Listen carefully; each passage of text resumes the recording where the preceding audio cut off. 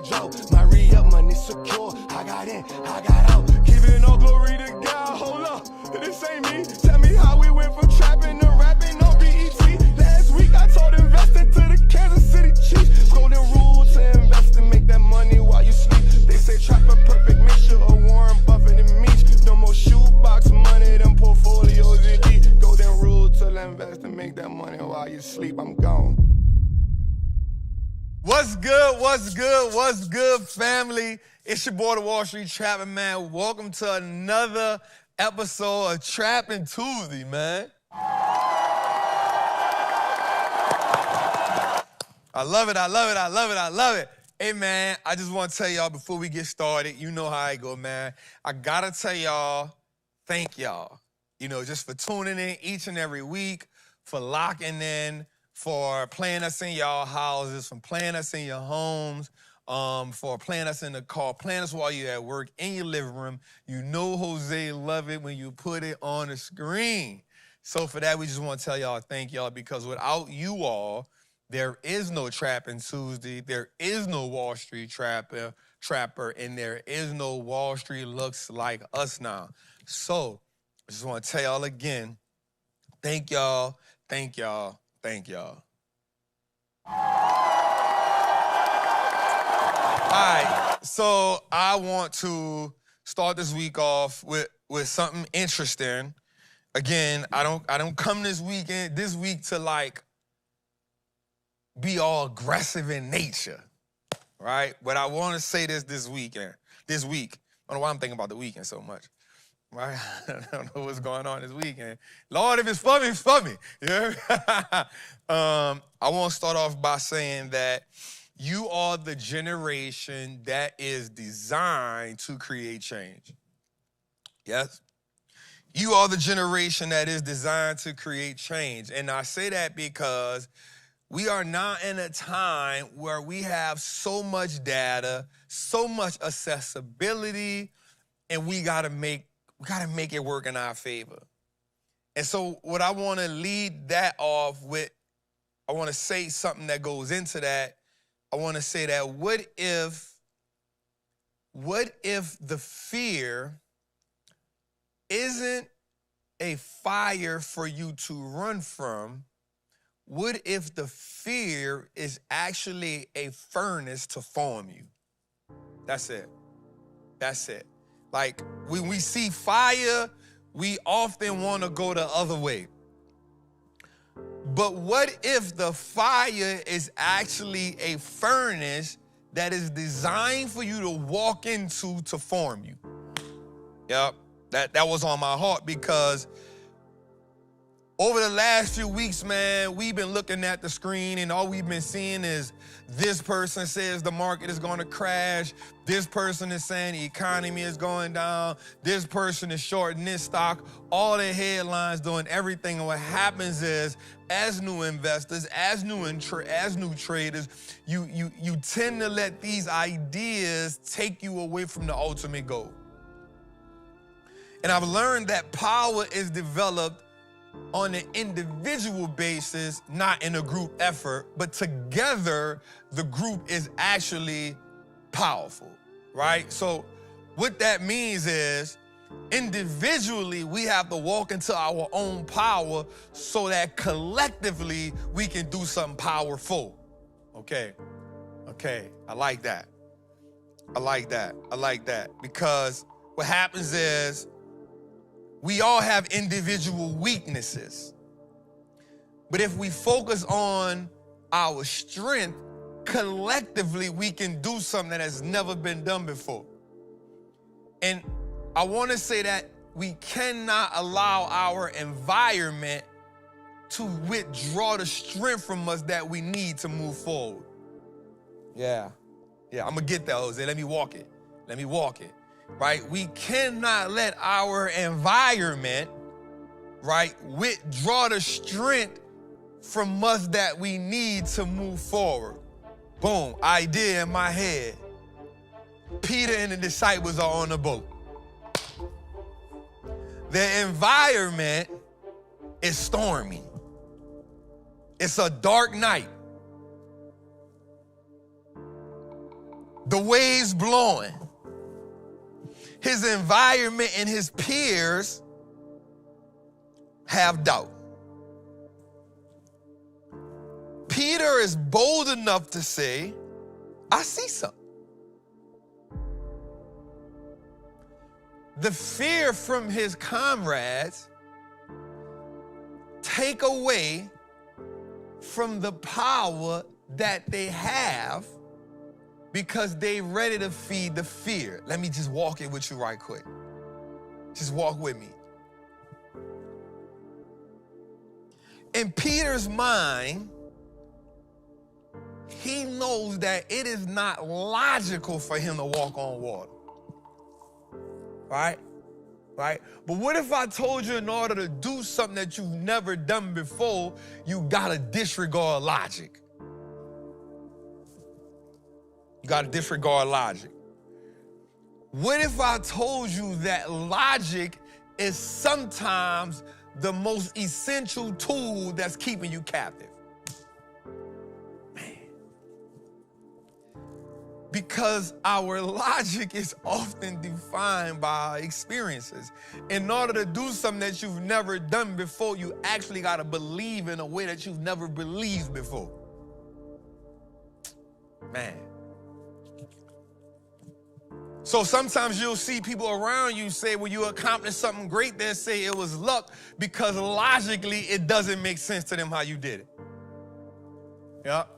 And they ask you, yo, how did you overcome this? How did you overcome that? It's because logically their brain can't compute the necessary steps or mathematics needed to accomplish said thing. So you gotta disregard the logic from your experience and walk in a place that you've never been. My question is, are you bold enough? Are you bold enough? All right, so let's get back to it. Peter says, if it's you, God, bid me to come. Yep. So that means he disregarded logic to walk in purpose. That's it. Watch this. And he did not allow his environment to withdraw his power from the necessary steps needed to go forward. Yeah. I ain't gonna hoop and holler. I'm just gonna walk through this, right? Because sometimes if I say it slow and methodically, it can actually resonate a little bit more. So what I've learned is we often criticize Peter for losing sight on Christ. We often criticize him for that. We live in a world where people often say, if that was me, I would have done this. If that was me, I would have took my eyes off Christ. Yeah. If that was me, I would have kept, all those things. But we don't give him credit for being the only one in the boat willing to walk on the water. We don't give him credit for being the one to defy the logic of his experience. We don't give him credit for being the one bold enough to take the risk to drown. We don't give him credit for that. Because before that, in my mind, he had never experienced or never been in the... Walking on water was a new concept. It's a new concept. Right? It was a new concept. So the only thing that he made his decision on was, if you who I think you are, then you... If you are who I think you are, if you are who you've showed me who you are, if you are only a small piece of that, then I'm willing to risk everything to come to you. Okay. I'm willing to risk it all to come to you. So watch this. Is freedom calling you? Is generational wealth calling you?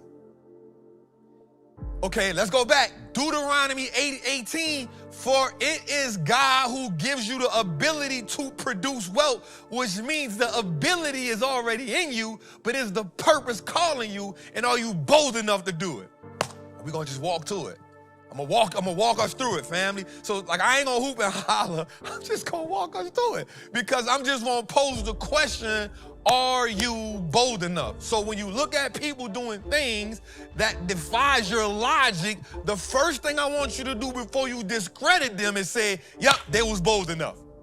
I don't want you to be like the people saying, if that was me. I just want you to out the gate say, yep, they was bold enough, and then their boldness become the testament to what you can do. So watch this. If Peter was the one that walked on the water and then fell, watch this, that means he led an example of actually what success could look like. But we don't hear about nobody else getting off the boat saying, let me try. Now I know what to do. We don't hear that. They missed it. They missed it. They missed it. Okay, let me say it again. Peter says, if that's you, Lord, bid me to come. Peter does not second guess himself. He strapped his sandals up, pulled his, and he steps out. Boom.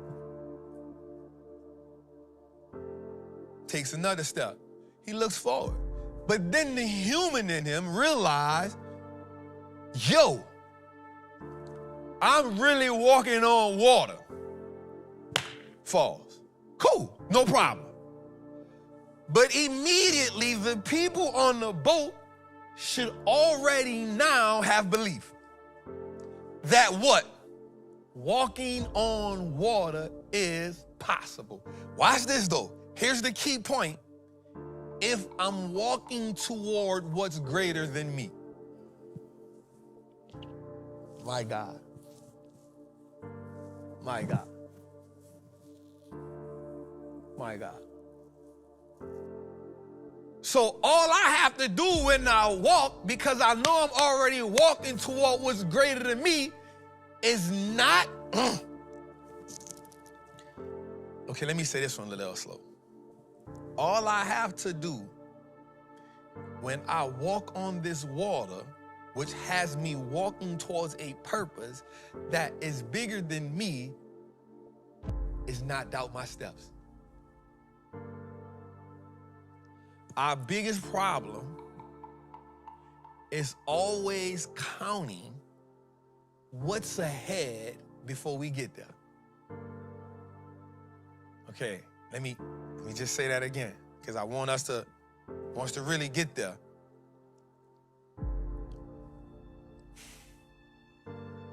The idea of failure is actually worse than failure itself, because the idea of failure makes you think about circumstances that are not even present. It's actually called anxiety. So what happens is, when Peter got on the water, when he took a couple of steps, when the wind hit him, he said, oh, and the rain hit him, he said, that made him lose perspective of what was in front of him. But we're not going to fault Peter for that, because that's human nature.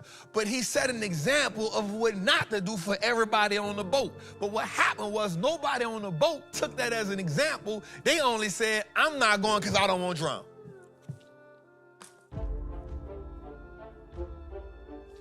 Not looking at it from the perspective of, I now know what not to do. So I'm like, hey, God, holler at me too.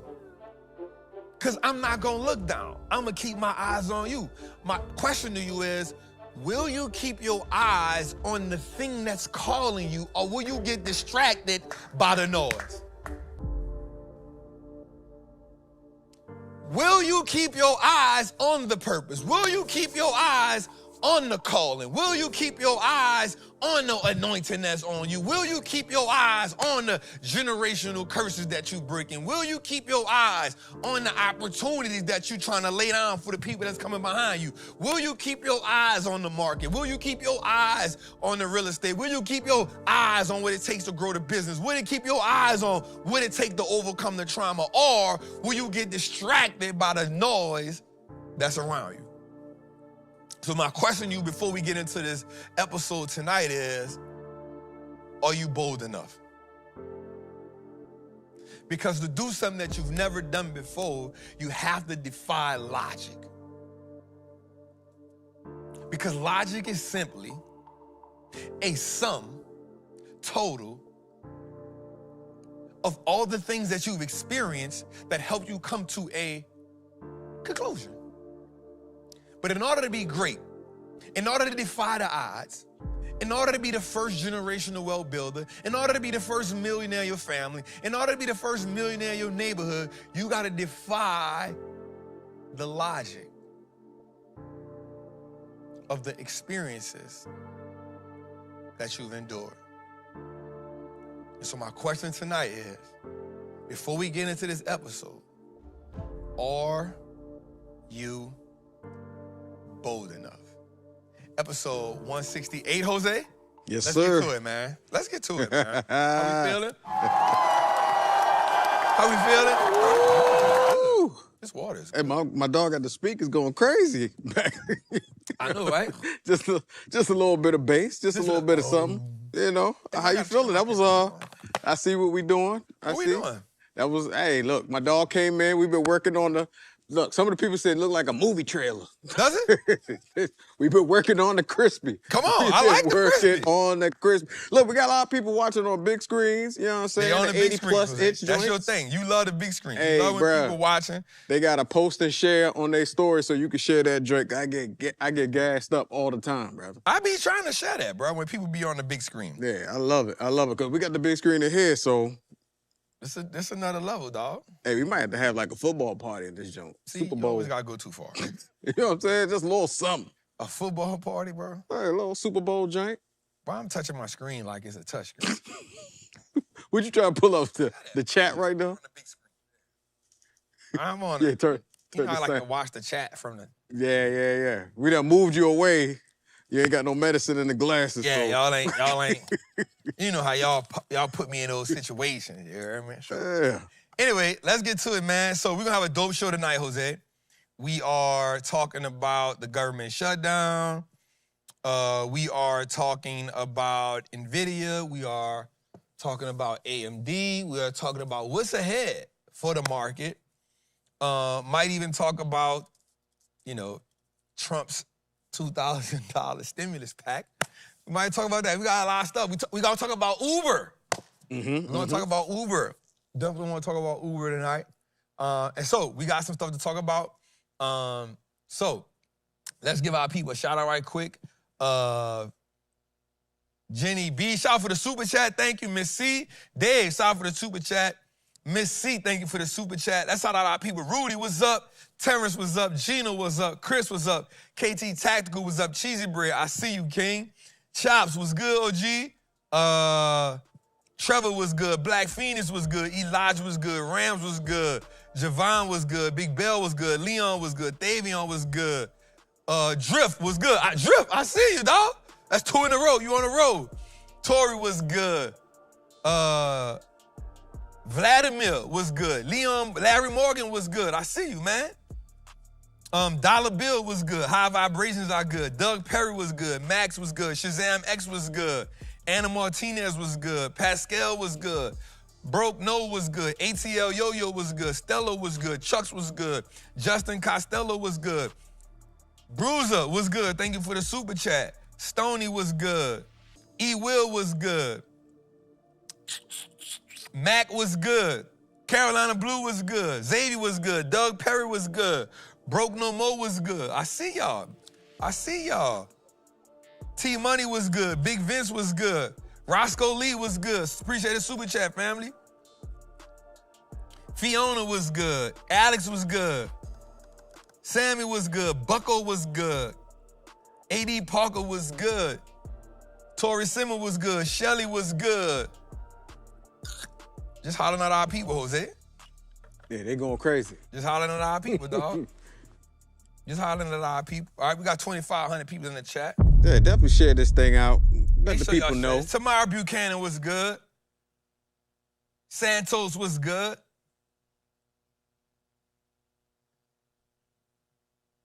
Jay Mills was good. Breezer was good.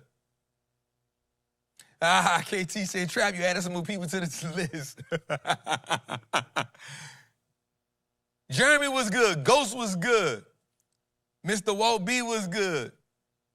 Marcus Watkins was good. Carolina Blue, I see you again, fam. All right, I'm finished. My eyes hurt. You had to take the glasses off at first, and I was like, he's all going right, too fast. He's going too fast. Welcome. All right, Welcome to the trap. Let's get to it, man. Say, bro, I bought some almonds. Mm-hmm. I done tore this bag up. They unsalted? What they got? Hold up. The cover, baby. Hit the calorie. What's the calorie intake on that? You know I count calories now. I don't count calories. Nah, I count them. I ain't count them on when I went to vacation, but I count them. What that thing say? 250? 160 per serving. per serving. 6 servings in that junk. But 7 pieces is a serving. I take 7 every time. I go 7. It's 7. You probably got 8 or 9 in that junk, but yeah, I get it. 7 every 5. I get it. Now I learned that the hard way, because I'm thinking like unsalted cashews and everything was good. Bruh, a handful was like $2.50. I hate that you even told me that the other day. I was like, bro, I don't even care.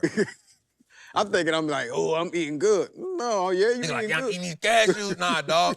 400 cashews. And I'm going crazy like a meal. This is all good. But I went Mark crazy. Wilson said, what's up, Trap? This is my first time in the chat. I see you, dog. Let's go. All right, let's get to it, man. We got a lot to talk about today, man. I want to get to it, and I'm not going to lie. Let's go. So, mantra. Let's get that mantra up. Let's get that mantra going. Come on, man. I see it. I see it. I see it. All right.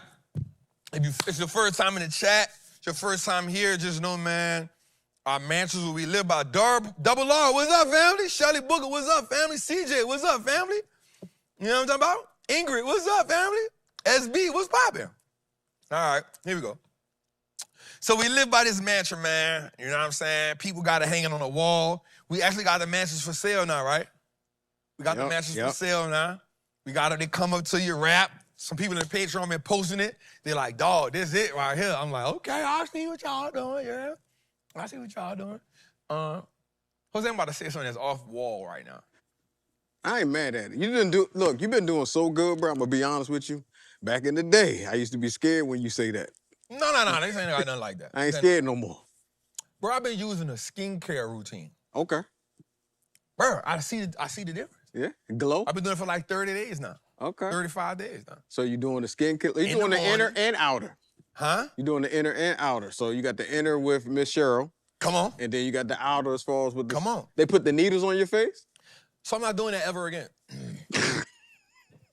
I did that a while back and I realized like some stuff you just gotta you let women endure that. Right, you just let the women endure the needles in their face and all that. Yeah. Just give me a cool facial. Yeah. That's it. That's it. Yeah, I don't need the needle I don't need that. Hypoderma, man, just clean my Get the stuff out. Just give me a cleanser. Give me a beard, moisturizer. I found this stuff, bro, and I do it every morning and I take pride in doing it. Mm-hmm. Like I get up in the morning, yeah. I be like, ah. Yeah, because I use whatever soap is already in the shower. Nah, I don't use soap. See, that's what I'm telling you. You're on the wrong level. I definitely am. Up your game up. You got to use cleanser, my dog. Hey, shout out to all the dudes in the chat who using the same soap on their body and their face. Come on, you got to step it up. I was there at one time, so I ain't no here. I was there at one time. Yeah. Right? You got to step it up. You got to use facial cleanser, bro. Let's go.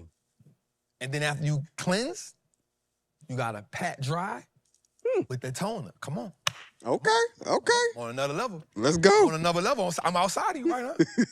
I'm outside of you right now. You running. I'm about to put you on another level. Well, let me not say that because I'll be talking You too gotta much. go like some type of serum. I'm taking you there. Okay. Then you gotta go moisturize. Come on, Jose. It's a whole routine. It's a routine. It's a 4-step process. Wait, let me ask you this though. Yes. Can you go to the gym afterwards? Huh? Can you go to the gym because you might sweat it out? So you gotta do the gym then that. Oh, okay. But if you want to go out a little right, you got to do a little moisturizer before you go there because you don't want to go ashy face. Right. It's okay. I'm with it. You go work out. Then Okay. you know you're going to take, come on, I'm trying to help you out here. No, that's good. You got to do it in the morning and at night. Yes, sir. Okay. I'm trying to help you. Now you good. Like, because back in the day, they used to use just the Vaseline. When you start using retinol, now you on another level. I'm trying to help you. Yeah, I only seen that on TV. I'm trying to help you here. No, that's good. Trying to take you to this next level, bro. Shout out to my dudes who just wear baby oil gel on their face. Scented, cocoa butter flavor. Your pores are clogged, brother.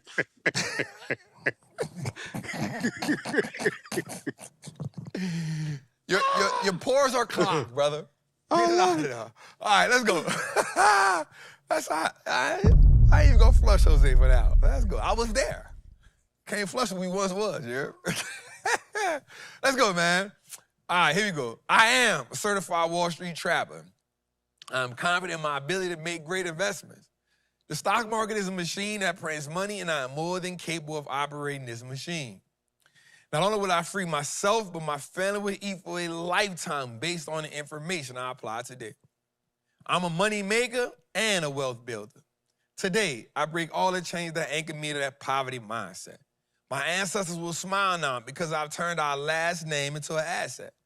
My family's purchasing power will increase indefinitely. Today, wait, I said something wrong.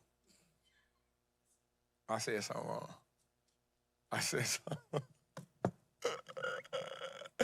All right, here we go.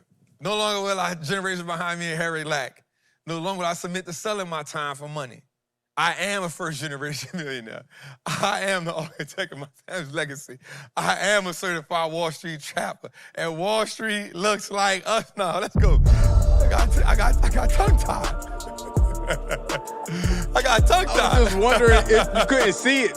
I thought you just couldn't see it. No, I got tongue-tied. Man. Let's get it. I got tongue-tied right quick. The people say, Jose, baby oil and Vaseline is crazy on your face. No, I'm gonna be honest with you. It be a lot of people be faking in this chat, but then they hit me in the DM or on WhatsApp, be like, "Hey, bro, I'm in the same boat." You always say that. Nah, cause they be. And look, I ain't gonna screenshot them and put them on blast. Yeah. But I stand on mine, and they be like, "Bro, I appreciate you, cause I thought I was the only one." Bro, I'm gonna show you. I'm gonna just scroll through. I ain't even gonna show you their name. Hey, you always say. Man, I ain't the only one. Bro, I ain't. Now, I rode with you when you said baby oil. I was there at one point in my life. The baby oil gel. Yeah, my mom, when we was young, my grandmother, Yeah. outside like, damn, Shining. about to fight or something. Shining. Oh, it's winning. All right, so let's get to it, man. Damn, I don't know what happened. I had a little brain fart when I was going through the. I literally thought I thought I had to move the TV up so you could see it. I thought that's what that was. I just had a brain. It happened something. I've been saying it for 168 weeks in a row, bro. I get a little brain fart sometimes. All right, let's get to our. I'm gonna do a different chart today. Today I'm gonna get on a chart. I'm gonna get on Nvidia chart today, Jose. Definitely gonna get on Nvidia chart today because I feel like the people need to see. I feel like the people want to see that today. I feel like the people want to take a look at that. So we're gonna get on Nvidia chart today. To just give the people a look out. So let me click over right quick for a second. Let's go dark mode. Boom. Let's go dark mode. Oh, I'm tripping. I forgot I gotta keep doing it. There we go. Should be ready. All right.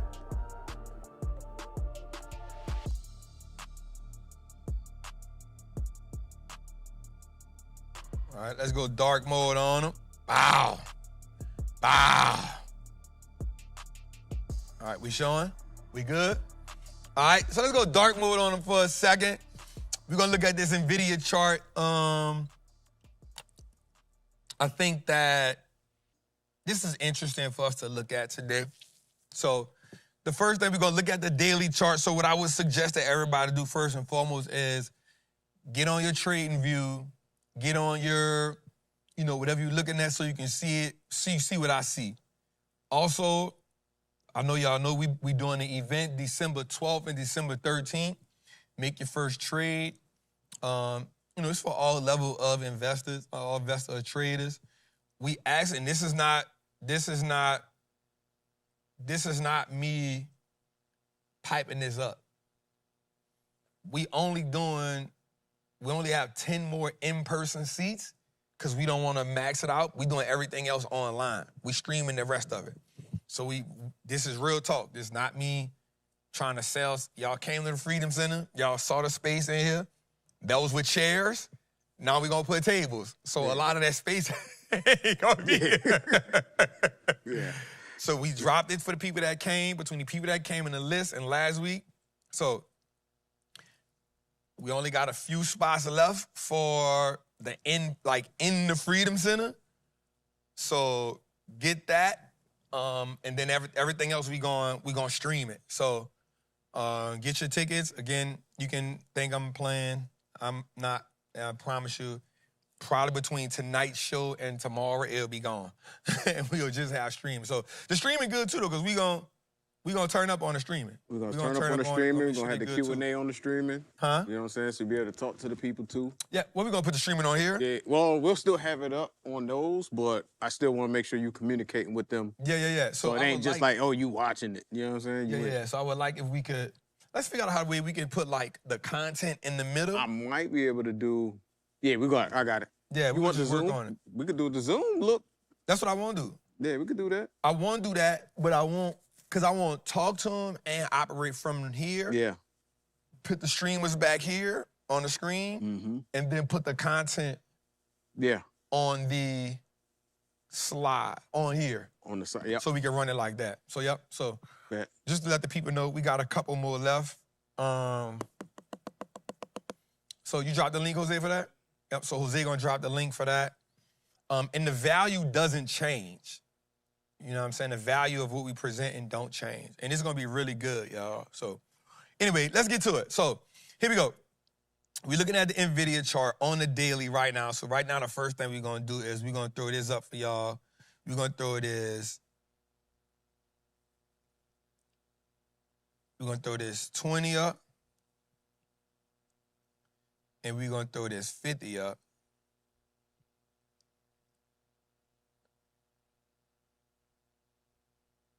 And the 20 and 50 are important for me. You can use, sometimes I use the 200 depending on what I'm looking at. But the 20 and the 50 are most important for me because they allow me to look at short term, who's in control short term. That's kind of what I look at them for. And make sure everything is good. So first and foremost, we're gonna do that, and then we're gonna come here and we're gonna mark our all-time high. Right? We gotta mark that. Now notice something on that all-time high, you have equal highs up there.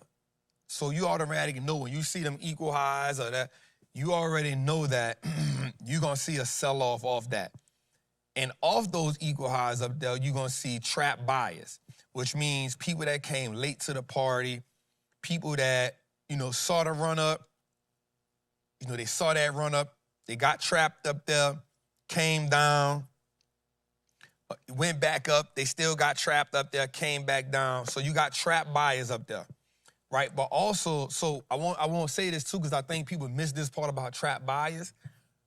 When the market starts to go back up, when it breaks that all-time high too, when Nvidia breaks that 212, if those buyers didn't sell from being trapped, they'll actually have what's called break-even sellers. I want you to write that down.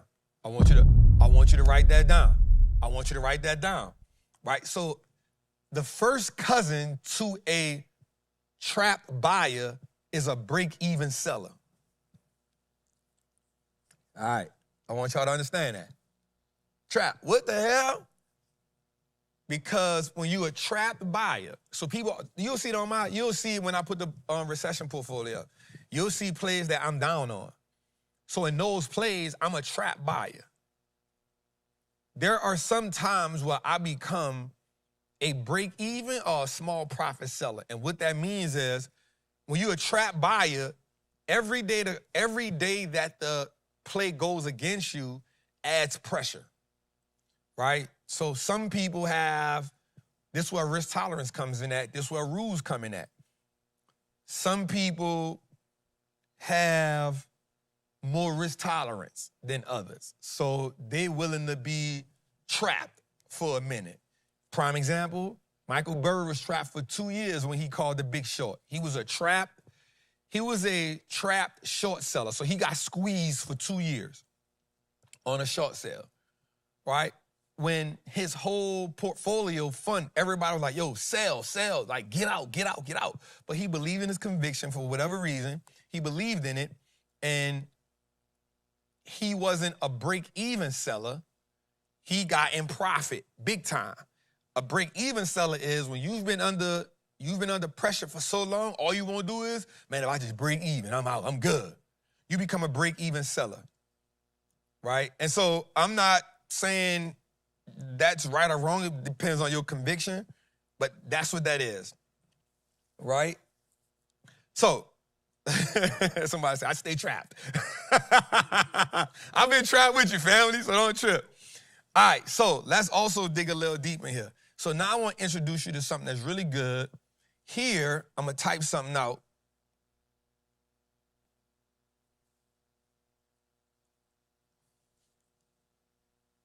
Damn, hold up.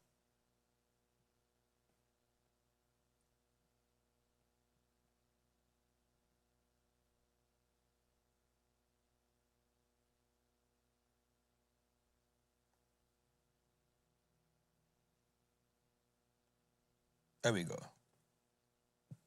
About to ask what you looking for. What you doing right now? Who, me? Yeah. They can't see it? I know they can see it, but you know, what I'm doing right now is, damn, I messed my whole screen up.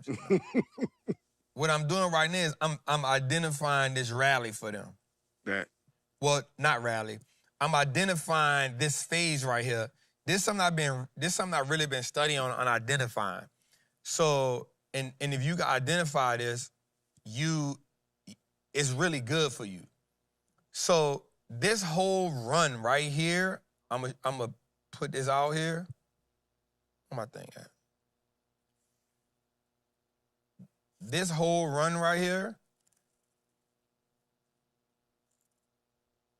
is a stage 2.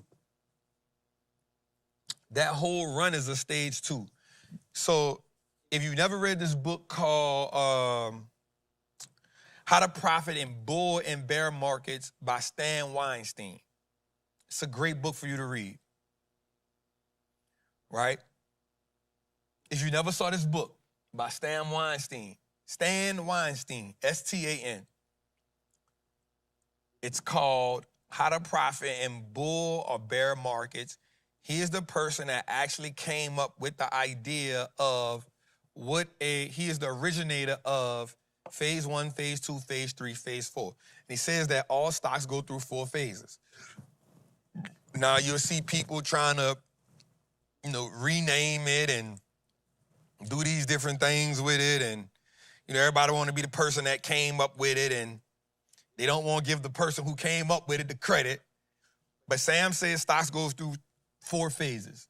It's the accumulation phase. That's when it's kind of flat, when prices accumulating. Then it goes through the markup phase, when after the big banks or the institutions have accumulated. What happened during the accumulation phase is supply gets bought cheap, right? So supply gets bought at a cheap price. So then after you, and say, bro, it's crazy. Am I? So supply gets bought at a cheap price. And then once, you got to think about it, that the institutions cannot just, the institutions are so big that they can't buy everything all at once. They can only buy supply as it goes, and they try to get full positions. So as they try to get full positions, that's when you get what's called phase 2, which is your markup phase or your uptrend phase. That's when you see stocks just run up.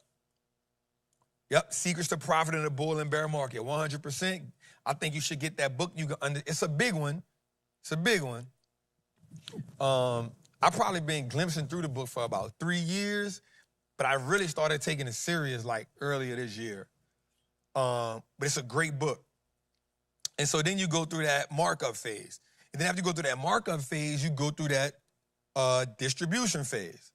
And that distribution phase is a critical phase because it's after the stock has ran up. Now, here's the dope part. Then after the distribution phase is the markdown phase, which is the downtrend. Now, here's the crazy part about it that you got to understand. The phases don't go in a row. They don't go 1, 2, 3, 4. It can literally go 1, 2, 1, 2, 4. So you can start noticing certain things happen. You know what I'm saying? So it's just, it's a cool book. You know what I'm saying? It's a really good book. It's a really big book to read. It's not a small one. As I told you, like for maybe like three some years, I kind of been nibbling on it, but this year I kind of really locked in on it. And so one of the things I've been just really focusing on is finding those stage 2s. And the reason why finding those stage 2s are important is because here's what I've learned about a stage 2. A stage 2 phase is where the most money is made. And the reason why the most money is made in the stage 2 phase is because this is when banks are the big institutions are all in. So watch this. In a phase 2, you'll actually get a phase 1 and then go back to a phase 2 again. So I've learned that that's great. So anyway, I just wanted to say that. I just wanted to say that to y'all. So I wanted to start identifying it. So this whole thing right here is your stage 2. Now, the next thing you're going to see that's going to be real interesting is, watch this. I'm going to show you something that's going to be real cool. Once you get out this stage 2, watch this. You get this.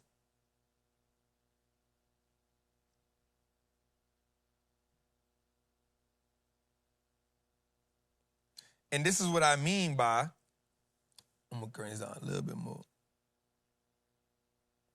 This is what I mean by, you can come out of a stage 2, and when you come out of a stage 2, it don't necessarily mean you go straight into a stage 4 or something like that. The market gonna tell you what's going on.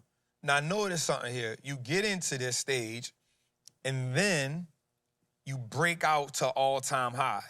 But notice, and I'm not saying this is gonna keep up this way, but notice something here. The candle for today goes right back into, so the candle for today sell off right to the 20-day SMA, which is right at the top of our box of that accumulation box. Does that make sense? Now, I've been looking at this like, dang, this is really cool. You know what I'm saying? Like, so I'm gonna tell everybody this, the more time you can spend like looking at a chart. So watch this, I'm about to say something, and I'm gonna get into this Nvidia chart, but I just think this is important right here. Being a trader is the only profession where people expect to be great in 1 year or less.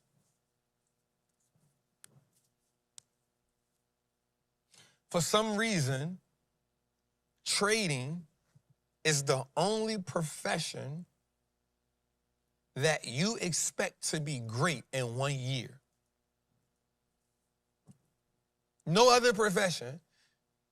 And the reason why is because in your mind, you're judging your progress. Oh, it's about to be so good. You're judging your progress as a trader on how much money you make instead of how great am I at identifying what's going on a chart?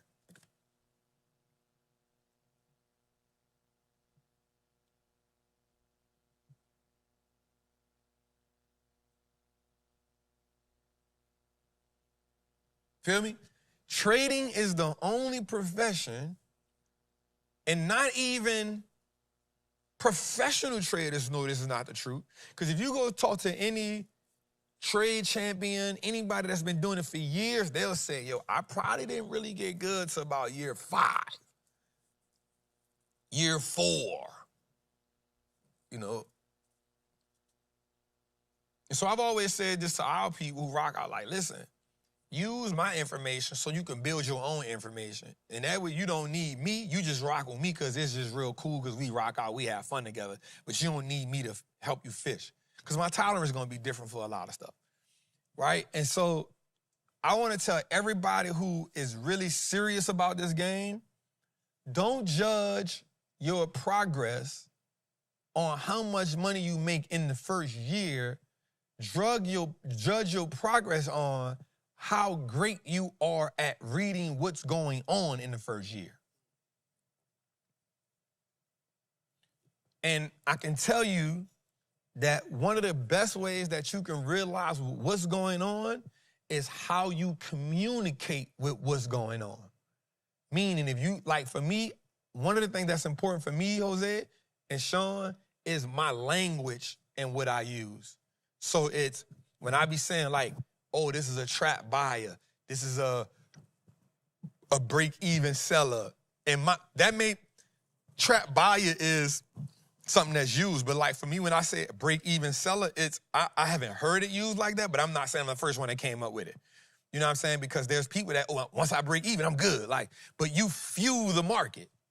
You know what I'm saying? So, and you start saying stuff like, this candle didn't break previous high of this candle, or it didn't break this opening, or, you know, this Harami candle did this, or these double tops, or the more that you can start communicating, that's why we said candle communication, right? I'm not saying I came up with that. I'm just saying that I haven't heard it. I know I heard people say the anatomy and the science of, so it is what it is, right? Trading the chart ain't nothing new, right? So one of the things that I want you to focus on when you're looking at a chart is not just looking at it, but what is my verbiage in communicating what's going on?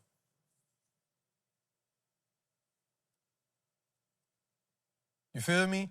The way you communicate what's going on tells you how much progress you're making. Now, let me say this before we get back into this chart. There's so many different things you can go with. There's this ICT method. There's, like Sean trades the strat method. There's so many different ways you can play this game. For me, I like to stick to market structure, support and resistance, supply, demand.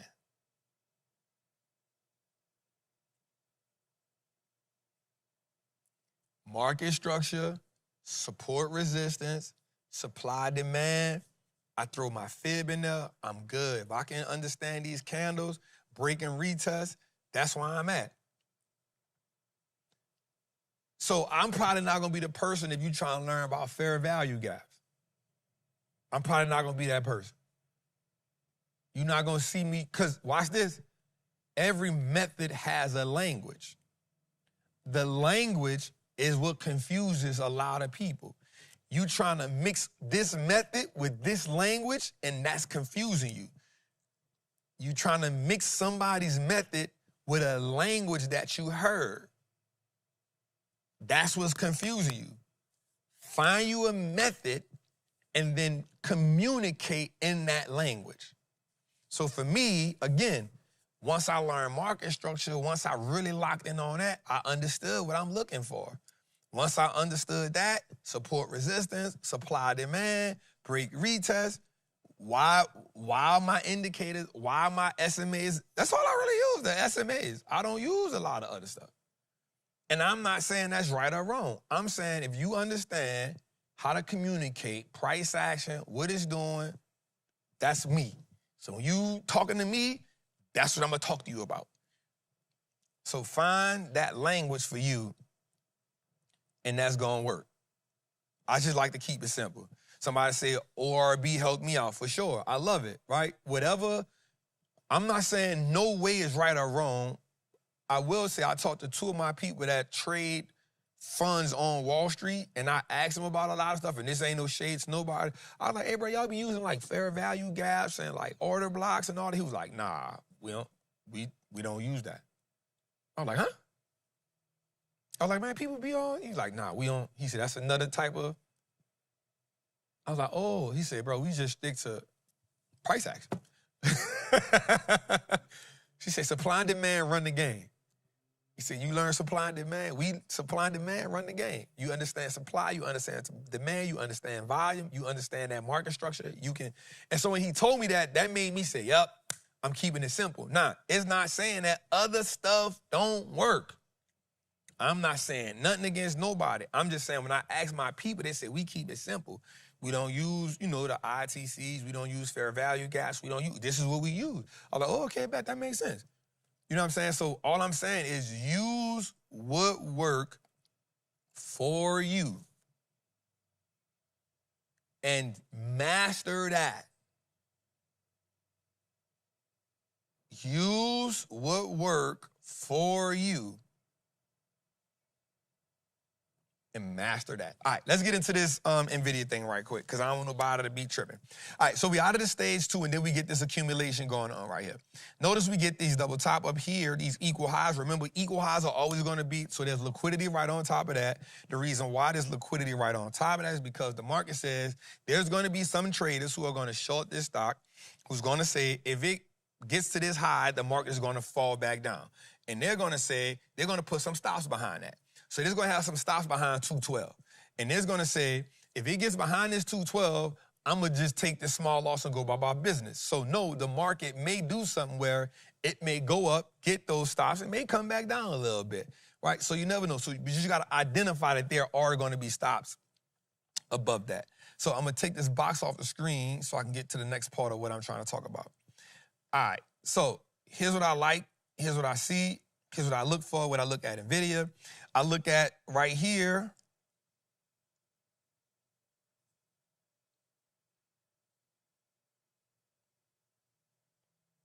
I look at 203 as the line where I see that buyers got to get back on top of. If buyers can get back on top of 203, I like it. Know there's going to be some resistance right there, but buyers going to need to get back on top of 203. I also see right now 193 is interesting because that is on top of our 20-day SMA. Remember, well, that's 191.58. Notice it came down, it touched that 191.58, and then it did what? It kind of bounced back up. But know that today, Nvidia had a sell-off. Why? Because SoftBank came out and said what? They sold their whole position in Nvidia. You know, when you get a company like SoftBank that sells their whole position, $5.8 billion, that's enough to move a stock. It's also enough to make the market say, well, wait, what's going on here? Now, here's what I'll say about a company like SoftBank. They've already admitted 2 times in a row that they made a mistake with Nvidia. They missed out on it earlier, and they missed out on it again. They missed a lot of money. They left a lot of money on the table. He said that in the last conference. He said twice, I missed out on a lot of money with Nvidia. Now, he's taking that money and he's putting all of that money into OpenAI, which is interesting to me because OpenAI is reported to lose $74 billion. Now, I get it. I'm not mad at it because in order for a company to be profitable, it has to go through the loss phase. But here's what I will say. There's a lot of this new market that is going to be banking on OpenAI. And so the market is actually going to need that company to succeed. So a lot of people that's intertwining their businesses inside of OpenAI. So here's what we know. Let's get back to this so we can understand what's going on. So we know we came out of this stage 2. Now, we still are in an uptrend because we still above our 50, we still above our 20, sitting on it. So we do have that uptrend. Now, here's what I will say. On the downside,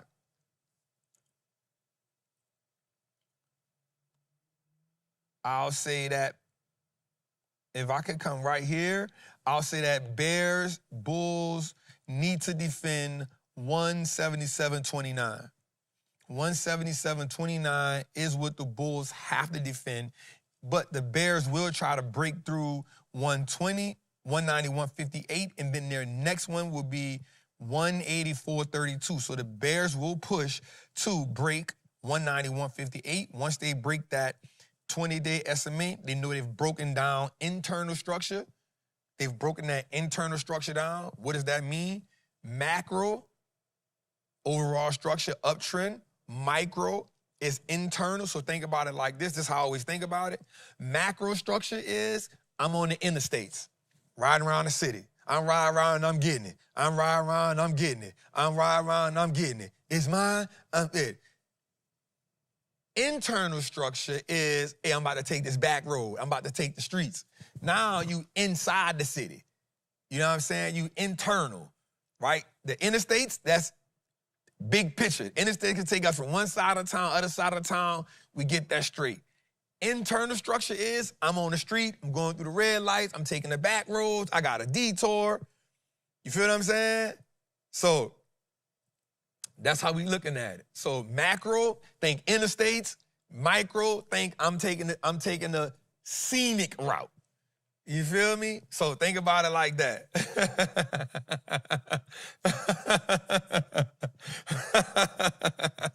We riding around, we getting it. We riding around, we getting it. All right, let me get back to this thing, man. All right, so Jose, 3,500 people in the chat. What the hell happened? Oh, man. Man, I think I cut off. Oh, dog. It's on, but it cut off. There you go. There you go. All right, so that's what I like. Just nothing too crazy. I don't want to go out the box. If I'm looking at Nvidia, I'm saying to myself, yep, this is what I'm looking at. Nvidia goes through that phase we breaking down. So remember, also, when you go through a stage two, I'm going to tell you something that's important. Here's something else I learned. Here's something else I learned that's important. And I noticed this, and I'm going to show you this on this chart right quick. When you watch volume, right now you know that there's a lot of supply in the market for Nvidia right now, right? That supply is in the market. Volume often spikes when there's a lot of supply in the market. Here's something I really learned, though, that was real cool that I paid attention to.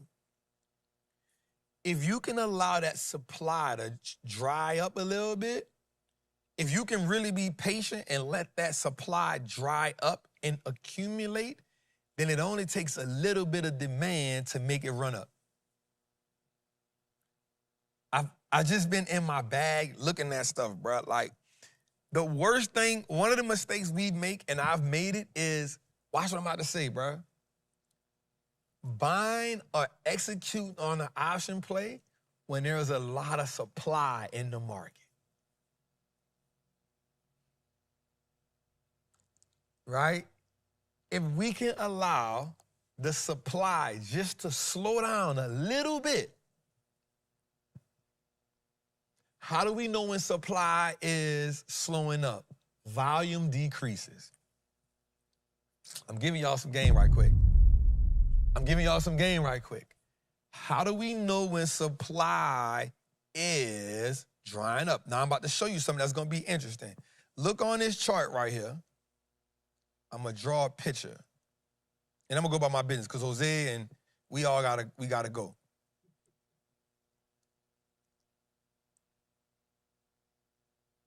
I'm going to show y'all something. Look right there. Now, I'm about to show you something. Notice this. I'm about to show this right quick. Right quick. Watch this.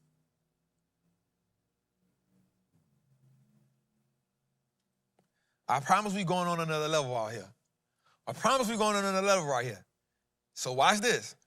We go to stage two. We consolidate here. We get this large spike that tells us supply is in the market. And then we get this area right here that I got boxed out, right? Small consolidation. But watch this. Look how low that volume got compared to the rest of the volume. Notice how that volume spikes up when what? Demand get back in the market. But look at this. Supply is high. Supply is high. Supply going into the market. All that supply is high. Now you get this green right here, but it's lesser than that supply, but you still have high volume. Then you get the indecisions. What do you get with them indecisions? Lower volume. Lower volume. Lower volume. Look at, you get the lowest volume. You get the lowest volume, and then you get the spike, which tells us the supply started doing what? Slowing down. If we can just start paying attention to little nuances like that. So that's what I mean when I'm telling y'all, like, we should always be learning. We should always be evolving. We should always be getting better. Love and light, Trap. We truly appreciate you and the team for all you do. Man, thank you, family. You feel me? We should always be learning. We should always be evolving. And that's why I told you, the language that you start using tells you how much progress you're making. Because you're going to start identifying, wait, hold up. Ooh. Now watch this. You probably didn't have to be in it long, but watch this. If you notice, supply goes down, we get the spike, we get the top, we get the all-time high. Guess what happens after we get the all-time high? Look what happens. Look what happens. We get to all-time high, and what happens? Look at that volume just jump up. That's what? Supply coming right back into the market.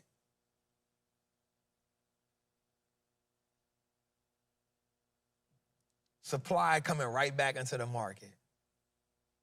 So if we can just start looking at little stuff like that, it'll definitely like help us out. And the more you get an eye for it, the more you get it.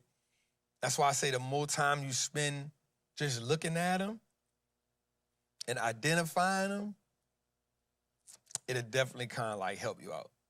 All right, that's all I got, man. So before we go, one thing, double top at the top. I think if a video comes down to 177, you want buyers to defend that. So 177, you want buyers to defend that. Sellers will definitely try to push through 191, and then they'll try to push through 184. So you'll probably find support, traders armor. Oh, man, thank you, family. So remember, those simply moving averages act as a form of support for you, right? That is a psychological level for investors and for traders. So that's what I see. That's what we're looking at. We can get Nvidia down. If it comes down to 191 again and break it, your next level is you're looking at 184. You want it to hold that. Your third one will be 177.29. It breaks 177.29. It's probably in a full-fledged downtrend on your 1 hour chart. Your 1 hour chart gonna tell you before your daily, and your 1 hour is the activity, that's more activity happening. So your 1 hour gonna lead you to that. But when it gets to that 1 hour, you know that already. So if it's below that 200 deal in that 1 hour, just be mindful of what you got going on. Then you have what's called time frame misalignment, right? So you have your daily and your 4 hours saying one thing. You have your 1 hour, your daily and your 4 hours saying one thing. You have your 1 hour saying something else. That's time frame misalignment. You know there's compression somewhere going on. So just want to give y'all some little game on that. I hope I helped y'all out right there. Let's get to it, man. Let's get into the show. Shazam, I appreciate you, family.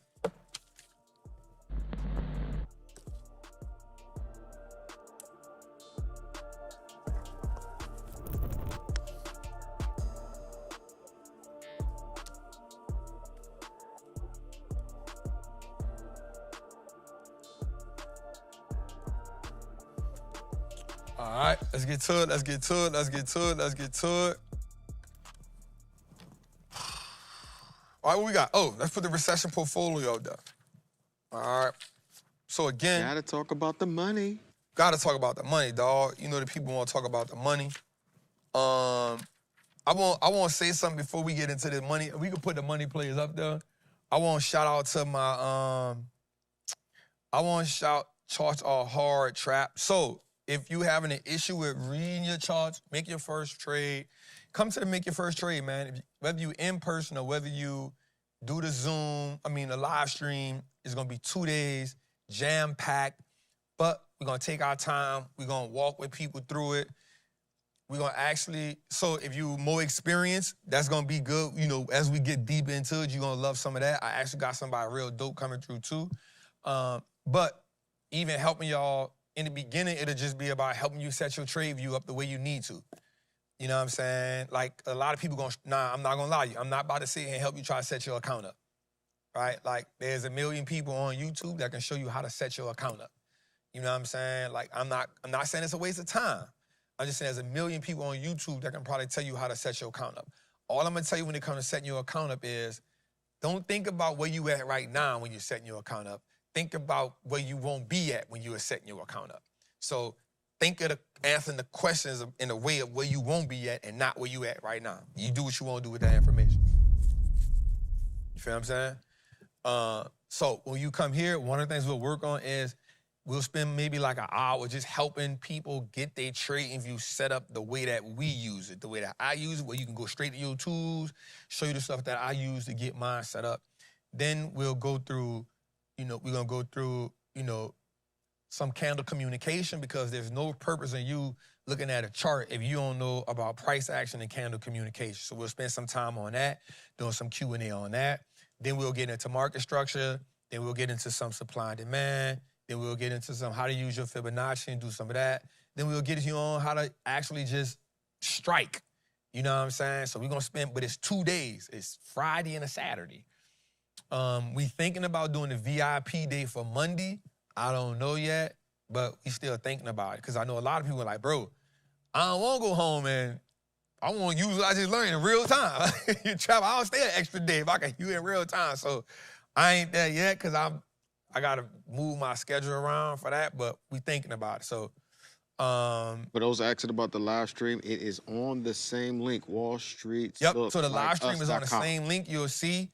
Once we run out, and I'm telling y'all this, this is not a joke. This is not me trying to pipe you up.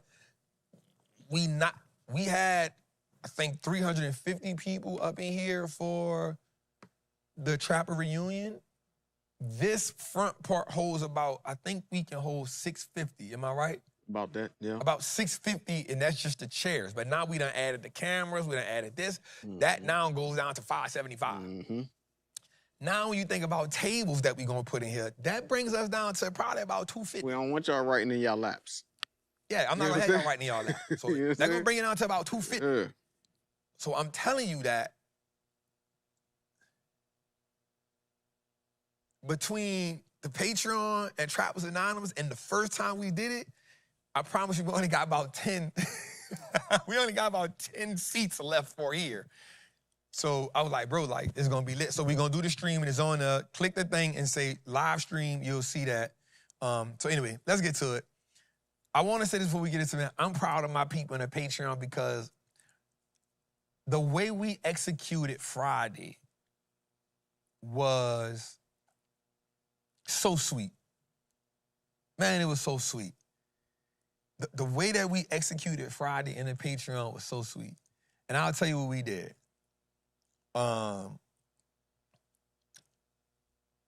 We will have plugs for your laptops. Don't trip. We got you covered. What we did was, so the first day was Thursday, and I'm never the person to just try to jump in shorts, jump in puts. I'm never that person. Especially now where I'm at. And I came in, I was watching it chart, but I had to catch a flight. I was spending time with my daughter. And I said, look, y'all, I'm spending time with my daughter, but here's what we about to do, because I had done read it. We jumped in a SPY put and a QQQ put.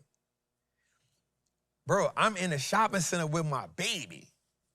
But I'm still watching what's going on. So I'm spending time with her. I'll let us go do something to get her to try some clothes on, and I look at it. So I've got my trade view pulled up on the phone. I literally see, oh, it's about to reverse. Looking at the volume. Volume shrinks. I said, ooh, the supply kind of drying up right here. I said, hey, let's get out of these SPY plays. Let's get out of this put. We got that. Then the market starts to reverse around. We get out those plays at about 1:30, 1 o'clock. 2:30, I put 4 plays in the group. Got up Monday, they all, and the way but they all started flipping later in the day. By the time we closed out, they all flipped. And then by the time we got to Monday, they shot up. And I think those plays are still up right now. So I just want to give my Patreon people just a big ass salute for just executing like that.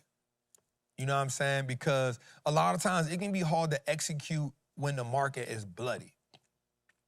You know what I'm saying? And so you can be just sitting on your hands like, bruh.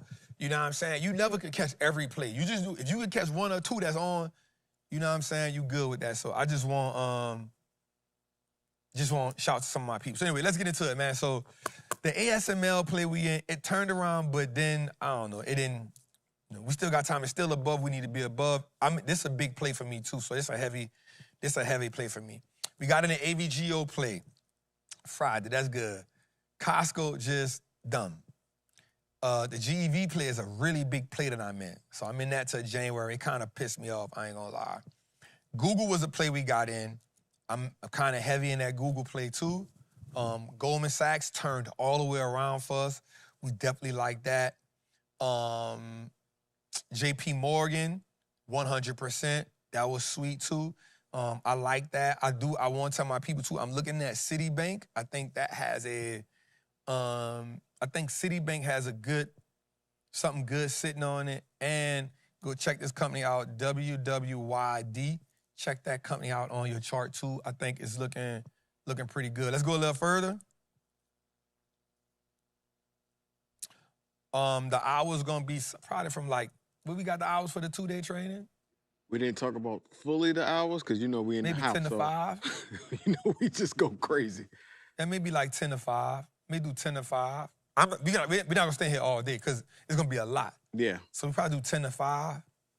10 to 5, we'll open at 9. Then we'll do from 10 to 12, we'll do that. And then we'll probably do from 10 to 5, then we'll do 10 to 11, give them a 10-minute break. Then we'll probably do from 11 to probably 12, 15. Then we'll do an hour, 15-minute break. Then we'll come back. So we'll do it like that. Probably 10 to 5. I like that. And probably shout out to her asking that question because you just helped walk with the whole diagram. Yep. So we missing a play. We missing one. Well, go a little bit further. Something come before this. We don't have the meta. I sent that. He don't have it in there?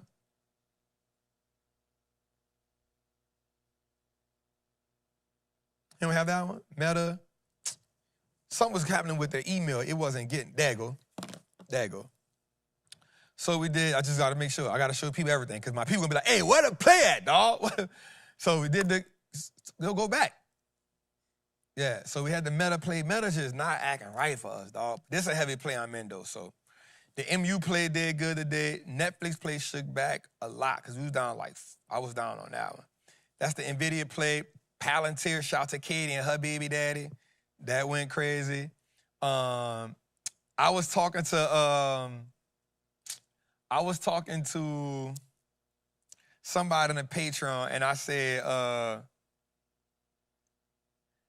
said, Eli Lilly whooped our ass for 5 months, 6 months straight, and then took off after our play died. I'm talking about whooped our ass for like 5, 6 months, and then it went crazy, yeah? So anyway, that's how the game goes. Let's go a little further. Yep, that JP Morgan up, yep. So let's go a little further. So now you go to the next one with the STX and the QQQ.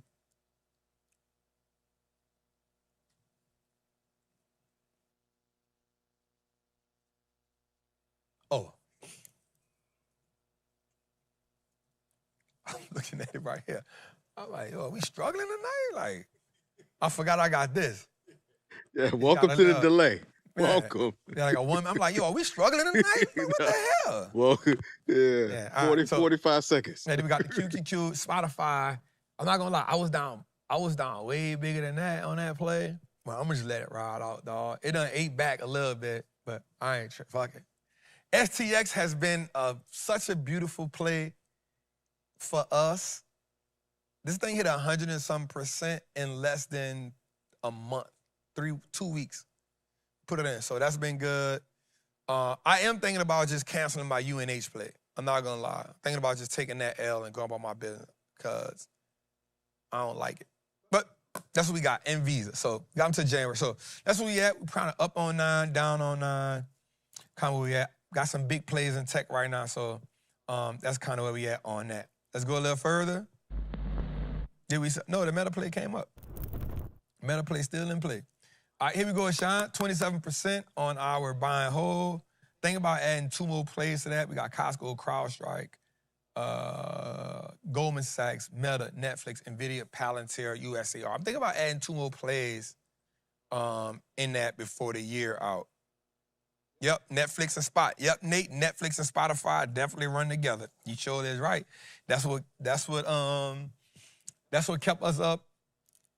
That's what was while we was in that downtrend early in the year. That's what really was like baking us. Like that's what helped with Netflix and Spotify was really helping us get through that. So you 100% right. All right, let's go a little further. We had some really big. That was really good. So let's get into it, man. We got some dope stuff to talk about. All right, so we got to talk about this. This is important. The Senate passes the bill to end the government shutdown, right? That's what really got us that rally yesterday and today. If you notice today that the market really, so I truly feel like the SoftBank is what really, that $5 billion will put pressure on the NASDAQ today, which that happens. But if we notice, the market turned around probably about 12:30-ish. S&P went positive. And the NASDAQ tried to actually go positive. It actually got all the way down to a single-digit deficit. Then it, you know what I'm saying? Then it wound up getting at 0.25%. So somebody say, Trap, don't give up on UNH. So let's talk about this for a second because it's important. So the Senate on Monday night passed. Oh, let me say this, Jose. Shout out to everybody that's been mailing stuff in for the Freedom Eats. I got to get with my CFO, my chief of staff, when we going to go drop that stuff off. So we got a whole lot of stuff that we want to drop off. So we appreciate that, man. We appreciate that. And I'm still going to donate to that, too. So we're going to get that to the Atlanta Food Bank. So let's talk about this for a second. So the Senate, the Senate passes a bill to end the government shutdown. The Senate on Monday night passed a bill to fund the federal government through January and end the longest shutdown in history. The bill, which passed 60-40 with support from a handful of Democratic senators and nearly all Republicans, will be sent to the House of Representatives, which it did. And then if it passes the House, the legislation will head to Trump. Now, I think it goes to Trump tomorrow, if I'm not lying, because today the House of Representatives said, yep, we going with it. Now, let's dig into that a little bit more because I think some people need to understand what's going on right here. So here's what's going on right here. Here's the big issue here's the biggest issue that made the shutdown take place from my perspective. The Obama Health Care Act. Because what happens with this is premiums are set to rise by like 30%. And if that happens, that puts a lot of people, I think somebody already said, like, I heard Charlamagne say, like, a lady, it was regular $500, it went up to like $1,800. You know what I'm saying? And so that's the big holdup right there. That's the big holdup right there. And so, remember, there's only 100 seats. The Republicans have 53. The Democrats have about 47-ish, and then independents have 2 more. And so 8 Democrats voted with the Republicans to get the government open. The issue with that, while other Democrats are pissed off with the 8 that voted with Republicans, was because they didn't give you any certainty. They simply said, we will vote on it in January. Now, there's a good chance that voting on the Obamacare Act will get denied in January, which also means we may be facing this situation all over again. Now, here's my perspective. It wasn't even about the SNAP benefits that applied pressure. It was more so about what fuels America. Spending. What's the most spending this time of the year? The holidays. It's the most wonderful. Right? So it wasn't even much about the SNAP benefits. You saw Donald Trump said, don't pay nothing. You saw that. But the pressure came when airlines started saying, hey, we about to cancel these flights. They said, hey, we gonna start canceling these flights. Now that becomes an issue because when you start canceling flights, that means, one, people not spending money and people not spending time with their family, which means people spend more money. The busiest day, the busiest day of the year in the airport is the day after Thanksgiving. That's a fact. But also you got to think about this. If the government is shut down, that's a lot of people that's not making bread. Guess what? The majority of companies in America, and I'm going to say this so everybody can hear this, the majority of companies in America make their profit for the year in the fourth quarter. Let me say it again. Majority of companies in America, meaning they go through the first and the third quarter on some break even, we cool. If we can get to this, to the fourth quarter, we gonna bang out. So majority of companies in America make the most money in this quarter right here. So if you have a government shutdown that already said that this shutdown is costing this much money per day, flights not on, people not working, no checks are going out, that means it's gonna mess up what? Corporate profits. Come on, y'all, we talking, this is not bias right here. If you mess up corporate profits, you truly offset everything that's going on.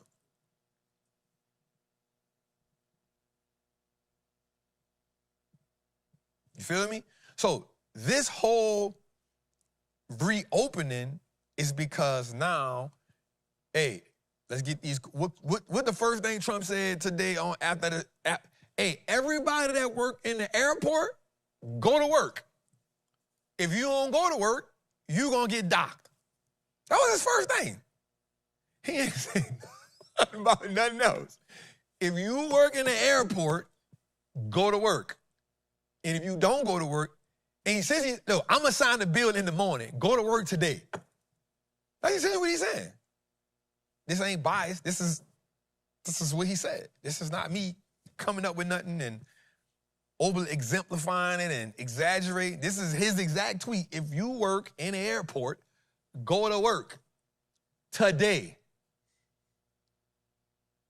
If you don't go to work today, we're gonna dock you. Now, I don't know how he can pull that off, but I've learned in this last 10 months, he'll find a way and worry about if it's ethical later. You feel me? He'll find a way to do something, worry about the, I wish this was a word, like ethicalism. He'll worry about about that later. You know what I'm saying? So all I'm saying is, so that's what this was about. Now, the issue with that is, the Affordable Health Care Act, which is Obamacare, was supposed to be so that people can afford health care. Now, I'm a person that truly believes that health care should be free. If you're going to charge us for education, at least let us get health free. But that's just my own personal opinion. But the issue with that is, in January, when it goes back up, there's nothing to stop this shutdown from being longer.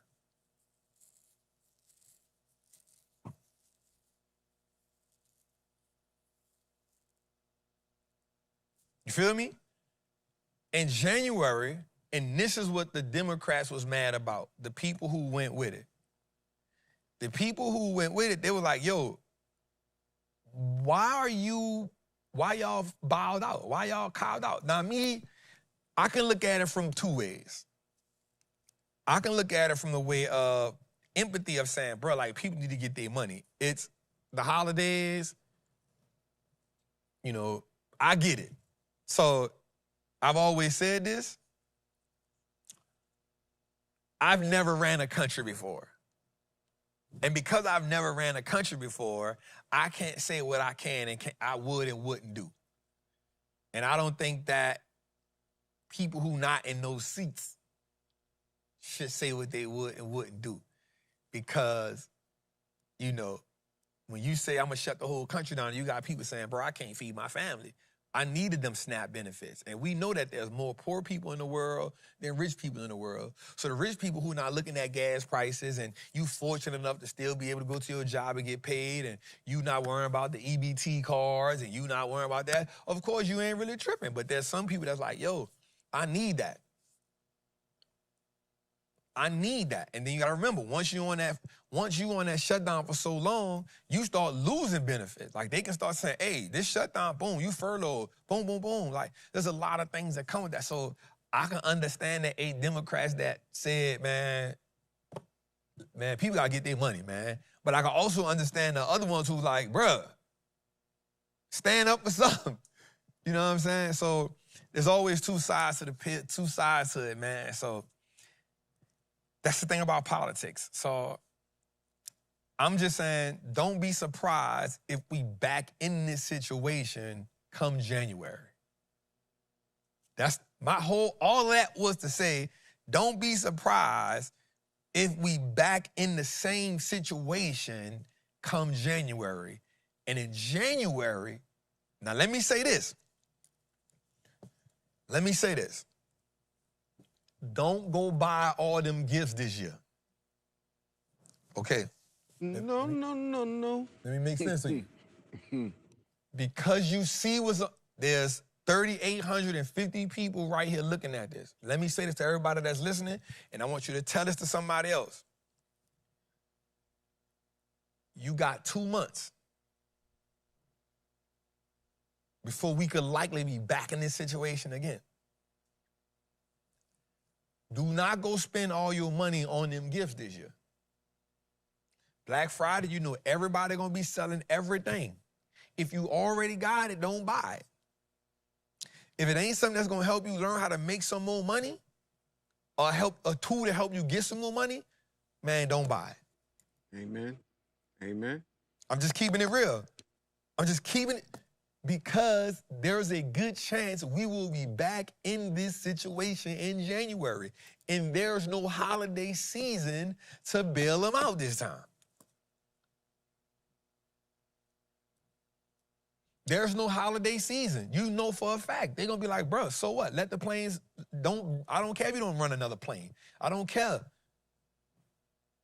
I don't care if you don't, that's what they're going to be saying. I don't care if the SNAP benefits get cut off. I don't care if no people in the plane. I don't care if you don't get no economic data. Guess what? No economic data going to be better for a lot of other people. Here's what we saw just now. No economic data. Guess what happened? The stock still ran. The market still ran. As a matter of fact, no economic data might be better for them. I'm just keeping it real with you. No data might be better. So, don't look at this as a reprieve. Look at this as a Band-Aid on a bridge. Oh, my God, they missed that. The interstate didn't just get fixed. They just put a Band-Aid on a bridge. Think about that analogy. How helpful is a Band-Aid on a bridge? Yep, you got something, you got enough to put some food on your table, you got enough to eat and pay some bills, but if the minute you go buy 2 gifts, you 2 gifts away from being right back in the same situation again. If you allow them to feed you, get them permission to starve you. And trust me, nobody that's making them votes, they not starving.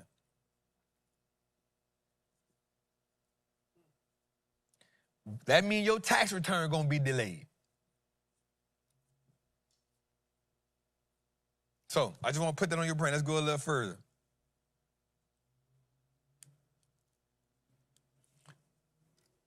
All right. So here's some data for you. All right. Here's some data for you. So since 1928, we've only had 6 times where the market has ran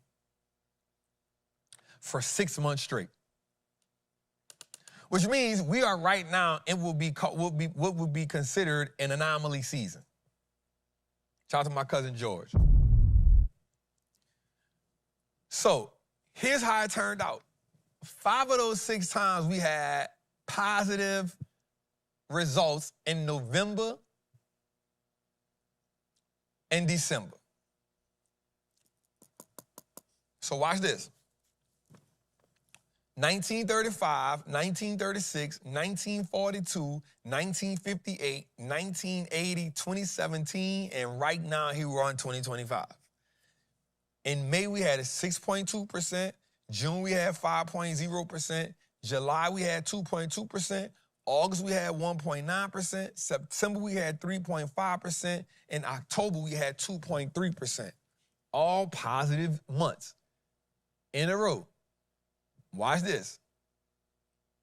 November, except for 1942, has ended up being a positive month with a bare minimum of a 2.5% return. 83% of the time, except for the one time in 1942. Now, let's go a little further. Going into December, 4 out of 6 times, we had a positive return, which gave us 67% of the time. November and December combined, we had only one time. When you combine November and December all together, one time that you had a negative season, and that was 1936, and it was 0.3%.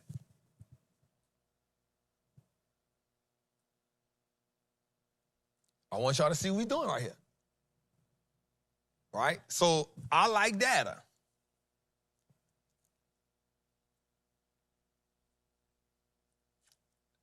But Lena, what's poppin', family? Come on, man. The people been in the Patreon. I say, man, she all right, man. She gonna be good. I know my girl, man. We glad to see you, heard me? See, you done missed it. Ashley in the chat talking about, Jose, Christmas is canceled. Ash in the chat? she just put the super chat talking about Christmas canceled this year. Ash, that's right. You canceled it. Canceled. But you know, it's a time for holidays and spending time with family. Yeah, man. So go back to that. But that's the data I want us to see. The data says that 5 out of 6 times we've had positive years going into a 6-month run-up. So November, we got to see. We got to see. Now, y'all know I gave an extended estimate. I hit my 68 mark already. I feel like we can hit 7,000. I feel like we can hit 7,000. So I just want to give y'all that data so y'all can see that. So there's a good chance, there's a 83% chance 83% in our favor that the market ends positive in November. There's an 83% chance that November and December combined gives us a push to the end of the year.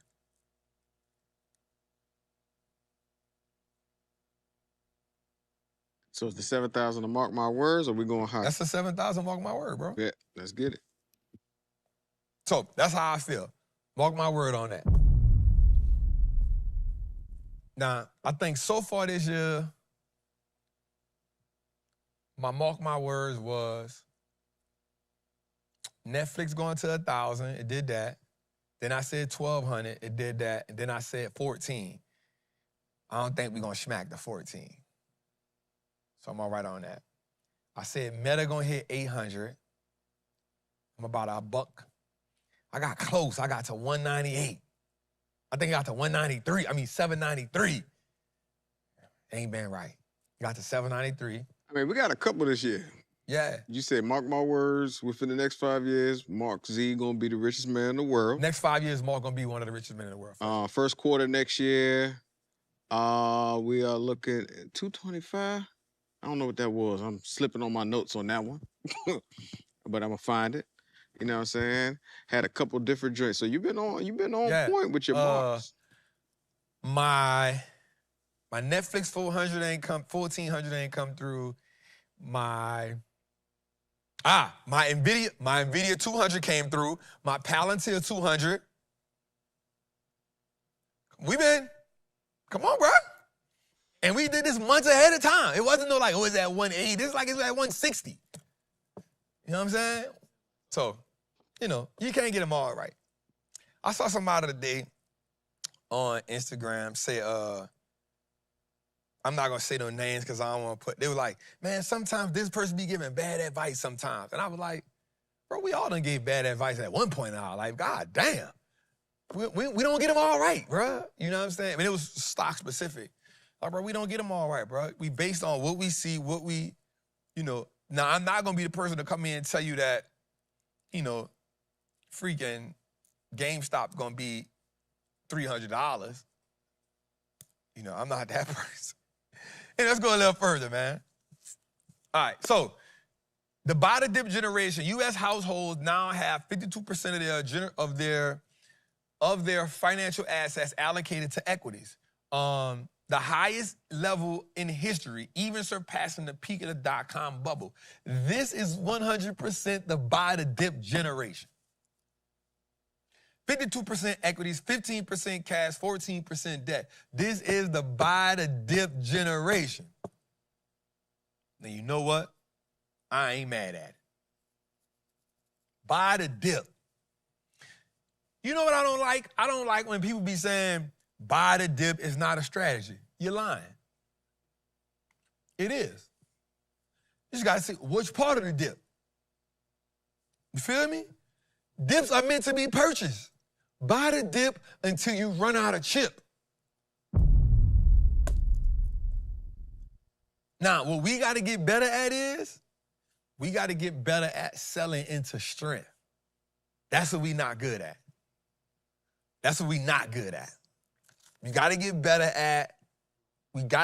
at selling into strength, meaning not so much as you're buying whole, but like your trades. We got to get better at selling into strength instead of selling into weakness. Can you describe that a little bit more? Like, what does selling into strength mean? Yeah. So selling into strength means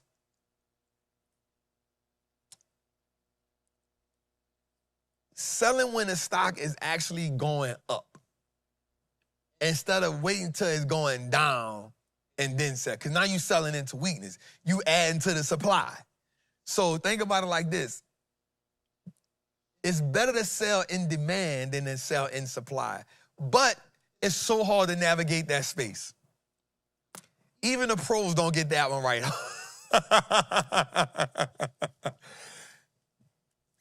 But then again, the pros don't have to get that right either, too. But I will say this. They actually do got to get it right. Okay. Here's why. The professionals, when we talk about that, we talk about hedge funds, we talking about hedge funds, we talking about institutions, we talking about banks. Yeah. They are on a month-to-month performance. They gotta get it right. As of right now, 35% of all hedge funds are underperforming the benchmark, which is why I also think that'll lead to a year-end rally. Why? Because funds will be rushing to do what? Finish the year strong. You ain't locking in no profits till December 31st.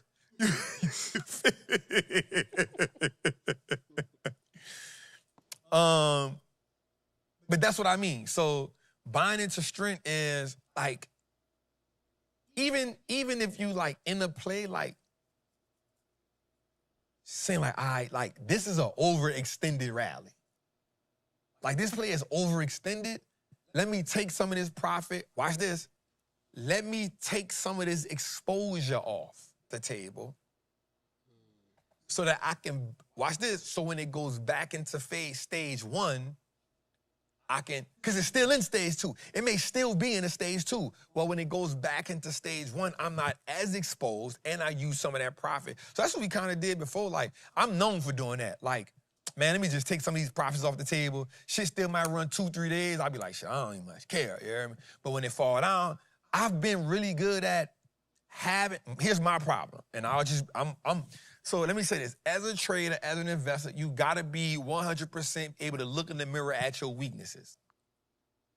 My weaknesses is I get super excited when supply is flooding the market. And it causes me sometime to react too early. I'll be a day or 2, sometimes 3 too early, which is still considered wrong. But because we have time, it often recovers. So that's one of the things I'm working on. Like, the Patreon can always say, that nigga is gonna take them profits.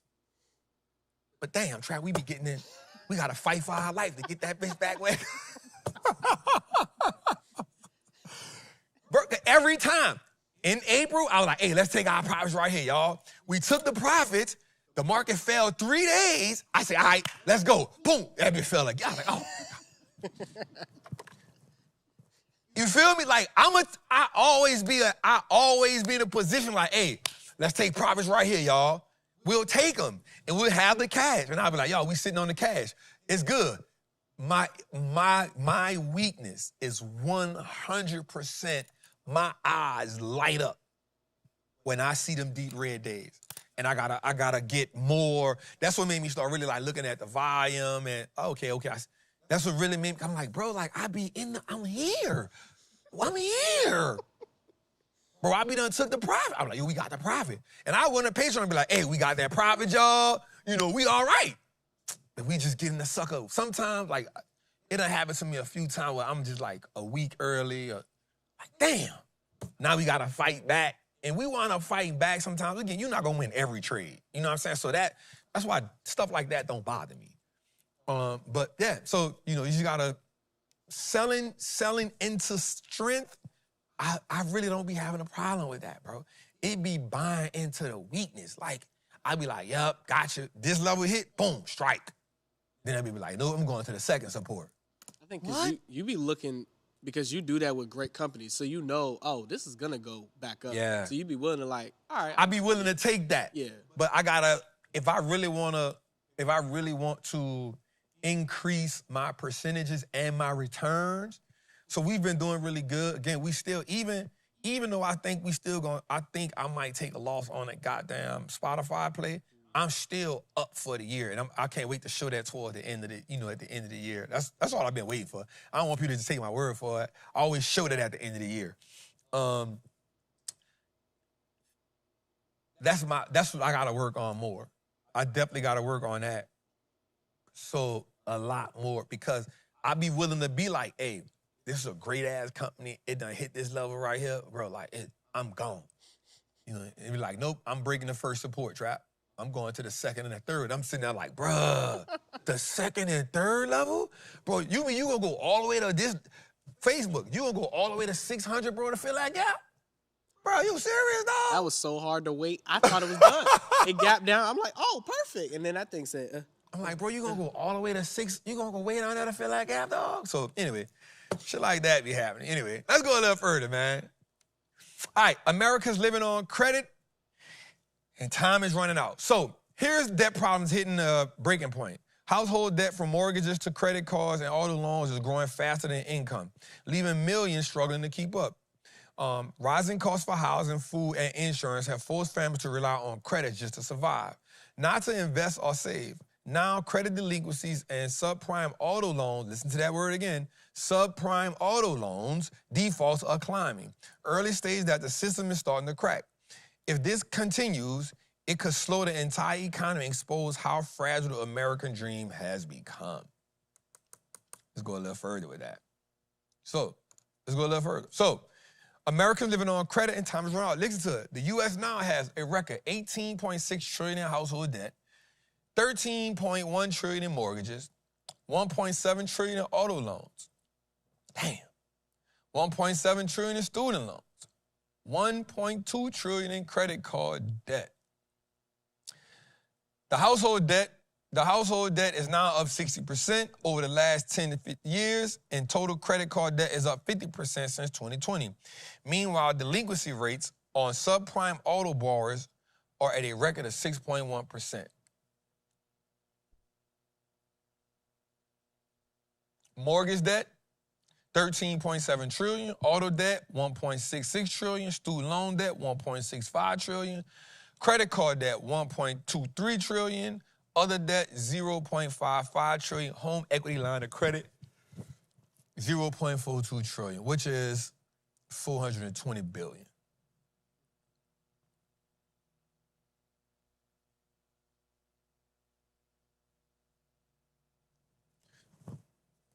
So meanwhile, while everybody, watch this. Look how, and I'm gonna say this, you know, they say it all the time, man. The fruit don't fall far from the tree. The people in America are no better than America itself. And I say that. Why? America, $38 trillion in debt.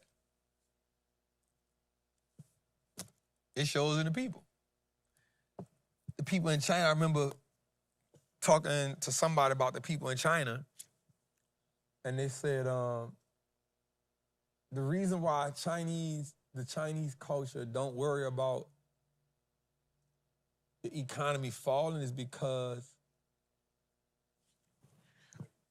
the reason they don't worry about the Chinese economy falling because they live below their means anyway, because they know what it was like to build up from nothing. And so they don't just live above their means like that. So they ain't really tripping. And I think that's one of the things. I was talking to my lawyer yesterday,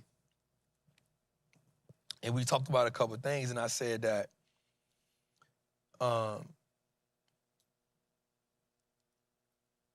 he said, man, I've been just deep diving in some of your content, bro. He's like, bro, like, he's a white guy, man. He's real cool. He said, man, I've been deep diving in some of your content, bro, and it's really, really good, bro. He was like, your perspective on things is interesting.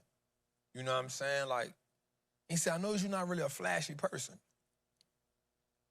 And I talked to him and I said something to him. He laughed at me. And I said, my first year or two of being a millionaire, I had to get the broke mentality out of my system. So he said, huh? And I said, yeah, you know, I had to buy the, you know, you buy the, I said, I always wanted to, in 2014, I had a picture of a Bentley. It was when Bentley trucks first came out. You know what I'm saying? I remember 2 Chainz had something, we don't get that Bentley truck. And I said, when I saw the Bentley truck, man, I was like, bruh, I want that.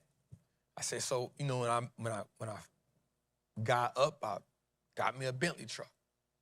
And I got me a Rolex because, you know, as a street dude, you know, I was, you know, you want the Rolex is what you want. But, so you get the Rolex and you get the Bentley and you buy all the designer stuff. And then you get to a point, you buy the house and you realize, bro, this shit's stupid. It's stupid. And you ask yourself a question and you say, is it worth it? You know? It's crazy because I remember, and there's no lie, Zara is popping right now. But I remember I was dating this female in 2012, bro. I got pictures. She lived in the A. I had never heard of Zara before a day in my life, dog. Ever. But this was around a time where you can wear, in New Orleans, we was wearing like fly shit to, you know, it was just fly.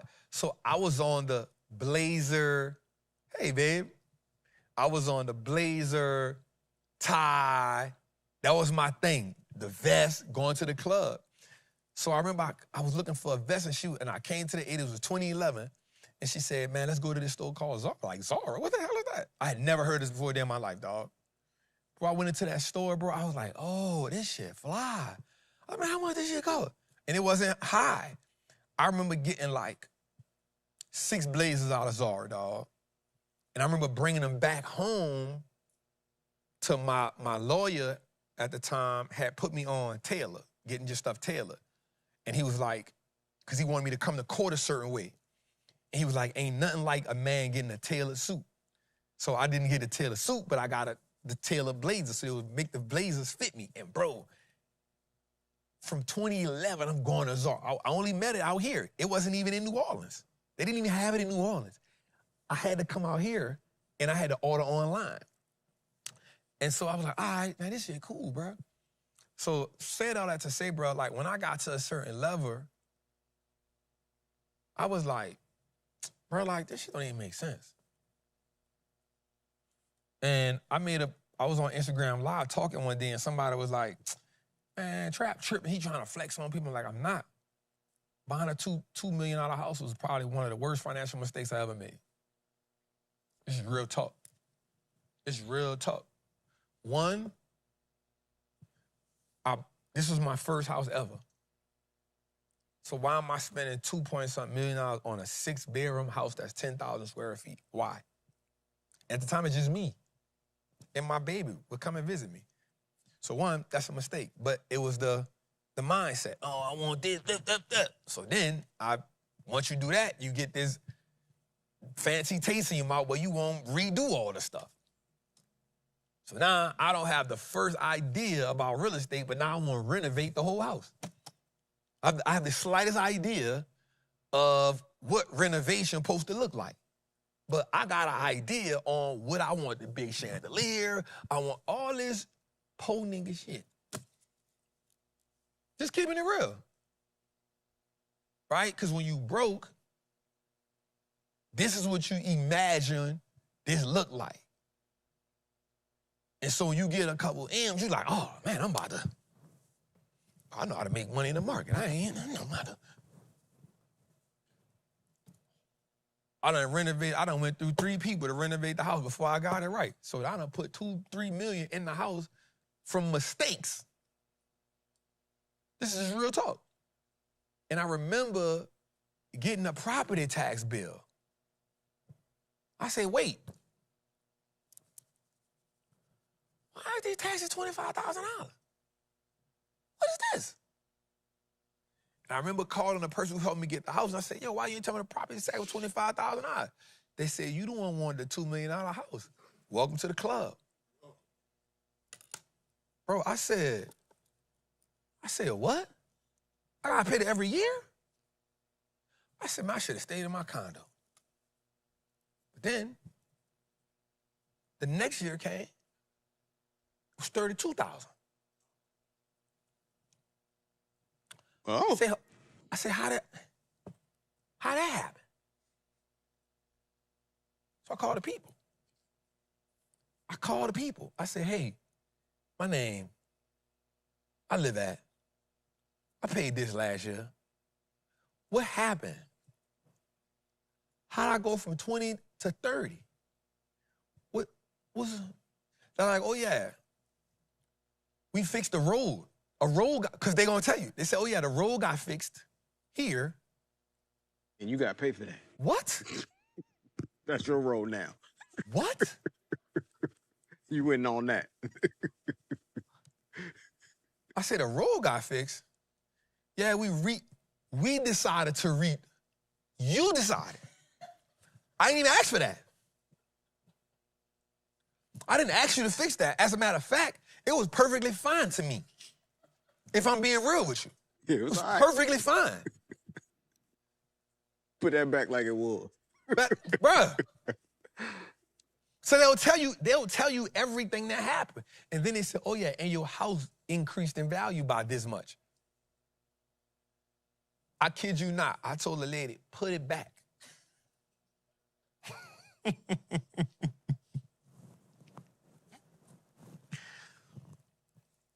And I was like, what? So I asked my neighbor. I was like, say, neighbor, Say neighbors. nah, bro, this real talk. You think I'm lying, cuz? You think I'm lying? I said, say, neighbor, look, I don't want to get in your business, but I just gotta ask you a question. I know it's personal. You can tell me no, I ain't tripping. I said, man, I paid 20-something thousand in taxes last year. This year's at 30-something thousand. My neighbor said, yep. Imagine when I first started, I paid 15. He said, we've been here 5 years. He said, I'm at 30-something too. Moving on up to the east side. Blew my mind, bro. Had no idea that's how this thing went, bro. Had no idea that's how that thing went. So I'm not saying don't get a house. Here's what I'm just telling people. That keep up with the Joneses, that, because I always prided myself in saying, but I don't wear all that jewelry and all that. That ain't my thing. So that was cool. But you do other stuff. So I said, oh, bad. Now, bro, if it ain't spending money on my baby girl, taking me and my girl out the country, or buying information. That's the one thing my lady can say. That all y'all, bro, that nigga gonna buy her mentorship from somebody that costs about $80,000. You know why? Because the fastest way to get somewhere that you ain't never been is to go find, this is my method. The fastest way to get somewhere or do something that you ain't never did is to go find somebody who did it really, really well and exceeded at it and pay them to teach you what they know. Now, people gonna say, oh, you just saying that because you got money. Well, you know, when you everybody don't got the money to do that, so you gotta come up with other creative ways. But for me, I've never made 100 million before, and I've never created 100 million millionaires before. Well, how do you do that? You go find somebody that is made 100 million, 200 million, and that's still ethically in place, and you go pay that person to teach you how to get there faster. So I truly believe in that. What I don't believe in is, and I wanted to, I'm gonna get past this because I had something right here, you dig? I saw Ice Cube's son on an interview with Marshawn Lynch. And he said something that was so phenomenal. 4,000 people in the chat, Jose, you sleep. And he said something that was so powerful. Marshawn Lynch asked him, do you have to deal with nepotism from your friends? But he said something else, like nepa something, but he didn't say nepotism, it was something else. Like, and Ice Cube's son, O'Shea, said, I don't try to defend that. You want me to defend the fact that I had a good life? Man, you niggas crazy. And bro, I thought that was so profound because there are actual people who don't, so let me say this everywhere. I've never heard so many people say they was homeless before in my life. I've never heard. Now, I'm not denying it because we live in America. But I've never heard so many people say, I was homeless.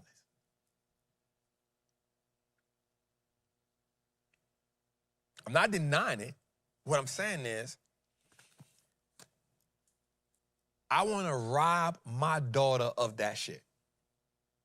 I want to rob my future kids of the ability to get that out the mud story. You a damn lie. Your ass ain't get shit out the mud. But there are lessons that you can teach them on critical thinking, leadership by putting them in sports, putting them in situations, compassion by doing give backs and letting them see you There's other ways you can build resiliency and relatability for your kids from certain shit besides saying, yep, you ain't get it out. No, I don't want you to get out the mud. I don't want you to say, man, my daddy wasn't there for me. You a damn lie. Man, nobody wasn't there to support me. You a damn lie. I want to rob my kids out of that. So if your ass don't succeed in life, it ain't nothing that, it's the decisions you made. It ain't got shit to do with your parents. It's the shit that you decided not to do. So when I heard him say that, bro, I ain't gonna lie, I was so, and he said that shit with his chest. He was like, man, I ain't defending that. Man, what? Man, my daddy, I had a good life. Bro, I was so proud of that because there's people who would downplay that shit.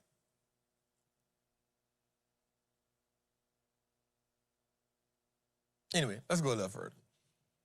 So all I was saying to everybody is, bro, like, once you get your first million, don't go get more house than you can afford. Don't go buy all them chains. You don't need that shit. Treat yourself to a pair of shoes. I ain't mad at that, but you don't need every pair of red bottoms. I made that mistake. I got 32 pairs of them sitting in my closet. Bro, you got a pair in the back. I got 32 pairs. I got a pair in the back, huh? Yeah, just in the back. I got 32 pairs in my closet. It's not a flex. My lady said, you wear the same 6 shoes every day. Mm-hmm. And guess what 2 of them And you killing them hokers that we got you for your birthday. And 2 of them is hokers. Yeah. Killing them joints. I said, okay, I see you. 2 of them is hokers, bro. It's hokers and the other 4 pairs, probably some Nikes. The Flights and the Dunks. And then the other 2 is the Dior's. But I got a closet and I'm like, bro, like, why do I got all this? I don't wear it. So I want us to say that, man. Anyway, so the math behind Trump's 50-year mortgage. Lower payments now almost double. I can't believe this man said this. That man said he wants to introduce a 50-year mortgage, fam. I'm gonna be real with you. If you sign up for a 50-year mortgage,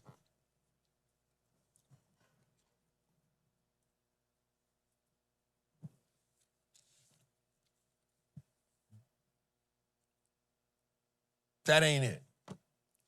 So the 50-year mortgage, watch this, a 30-year mortgage, $402,000 gives you $2,038 a month. On a 50-year mortgage, I want you to see something too, y'all. I want you to see something. I wrote something down that was real interesting. You pay 9.62% less on a 52-year fixed rate, but you pay 86% more interest. On a 50-year mortgage, on a $400,000 home, you will pay $749,000.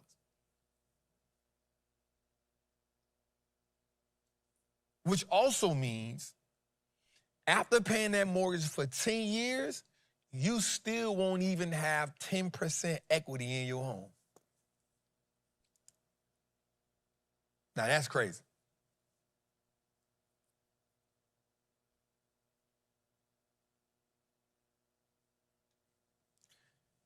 You will, and they're gonna have people that's gonna try to make sense of that.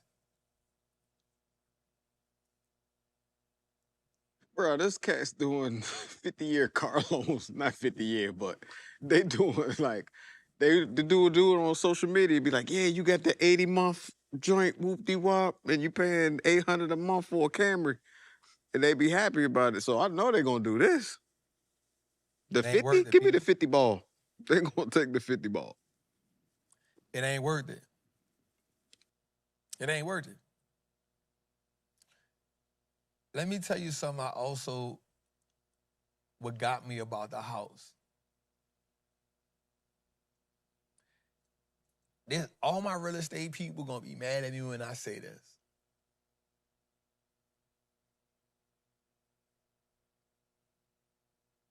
While buying a house is 100% an asset once you pay it off, you never truly own the house.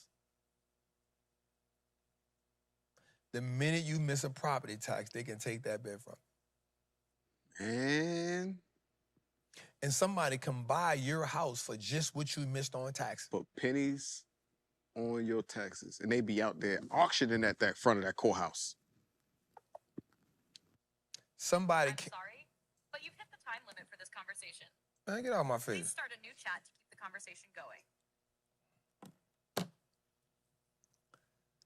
I know my real estate people not gonna like this. And I'm not...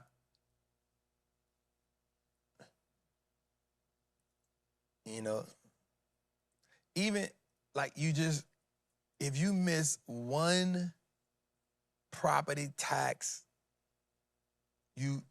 they can stick you.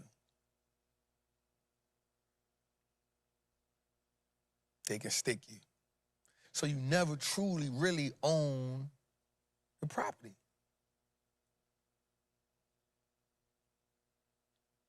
And I know my real estate people not going, no, you tripping, they gonna try to, I'm not saying don't invest in the real estate. I'm just saying, don't go out there once you get the millionaire, multi-millionaire status, because everybody in the chat, I'm putting that on your life. You're gonna go get that. All I'm telling you is, once you get there, when you try to go buy that $3, $4, $5 million home, just know them property taxes is a grip. My property tax on this building was $64,000 this year. The only people who can get away with that, I think, is a church. Churches don't pay property tax. I already told you, this is the sanctuary we're in. Churches don't pay, churches and nonprofit organizations, they don't pay property tax. I mean, that opening monologue is scripture. Nah, I'm just saying. I ain't playing with the Lord like that. Yeah. Look at this. The Lord will provide. You know. Lord will go a little further. Let's go a little further. All right, so Bank of America raises its forecast for gold to 5,000 and for silver up to 6. Shout out to my people in Patreon. I think they went crazy on gold the last 2 days. When major banks start calling for 5,000 gold and 65 silver, it's not speculation, it's a signal. Fiat currencies losing trust, inflation eating away savings, global debt spinning out of control. This isn't fear, this is truly preparation. I agree. I made a YouTube about that. And you can just look at it. I talked about it from Spain, Belgium. I talked about like 5 countries that did the same thing, bro. Like, once you start, and this is why I keep saying, go buy you some gold. Go buy you some gold, man. Buy you some gold, family. 'Cause here's why. And don't go buy the kilos. Go buy the grams, the ounces. Go buy them. 500, 700, couple thousand. Let's go a little further because I'm going to show y'all how to buy gold. So, the types of gold that you should know. Gold isn't just yellow and shiny. It comes in different types, right? Based on purity, color, and usage. So here's a quick guideline. 24 karat gold is the pure gold. It's almost 99.9% pure, soft, ideal for investments. If you're going to go buy gold from one of these places, I always say I personally buy 2, the American Eagle and the Buffalo. Those are the 2. The American Eagle and the Buffalo. And if you can't get any of those, the third pick would be, I think it's the Canadian Maple Leaf. So those are the 3 that I specifically get and put in my safe deposit situation. And the reason being, the next thing I'm gonna tell you, when you buy gold, don't put the gold in your house. There's secure places you can go put gold at. Don't go put the gold in your house. Third, don't show people on Instagram that you got gold. You know they're going to flex with the gold bar. I'm just trying to tell you. Put it in the seatbelt. This is what I just got at Costco. Right? Yeah, don't put it on. Don't do it. Right? Silver, the same thing. Don't go show people that you got gold and silver. Buy it. Go put it up in your safe deposit situation. There's companies that actually do that. They store it for you. Because when hard times come and shit get real, they're going to run in your house. They're going to remember, oh, such got the gold in their house. Once you put on Instagram, it becomes a digital footprint. People like to backtrack. Ask me how I know. People be taking my lives. I be like, damn, that live ain't even up no more. Live on YouTube. Yep. New page now called Wallstreet Trappin Live. I'm like, damn, how they get my live? Yep. Snatch and grab. They be like, Trap, that's you? I'm like, hell no, I didn't even know they made that. And they got it monetized. I want in. They need to give me some money. We already, me and Steve been on, we've been Some on money since for the that. Myron Gold. Monetizing my page. That ain't, you tripping. It's like, hey, bruh. Hey, bruh. Anyway. So 22 karat gold is 91.9% pure, common for jewelry. 18 karat gold, balance of purity and durability, so it's mixed. 14 karat gold, it's pure, more durable and affordable, 58% pure. And 10 karat gold, 41.7% pure, hard and inexpensive. So if you want the 24 karat gold,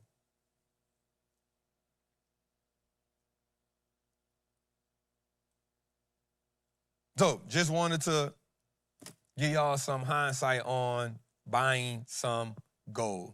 Let's go.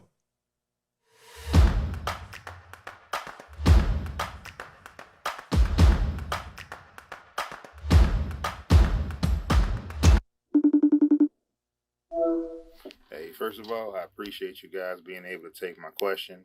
Thank you, Jose, for getting this through where it needs to be. Now, question is this, brother. Now, I got a couple of small plays out right now, and I'm still building my cash position so I can execute on larger plays. In this moment where there are a lot of pullbacks and the dips are happening, and of course we like discounts, right? But I can't execute on them now. So I'm wondering, do I just keep stacking my cash position up, or, maybe get another side gig, or should I start reading something, or am I still supposed to just be watching the candlestick stories to make sense of it, right? So just like in this meantime, bro, what would you recommend doing to keep your mind sharp so that when these plays come around, while you're still building up, you're not being lazy or dormant, you know what I mean? I appreciate y'all, man. Have a good one. Run that back again. Run that back again.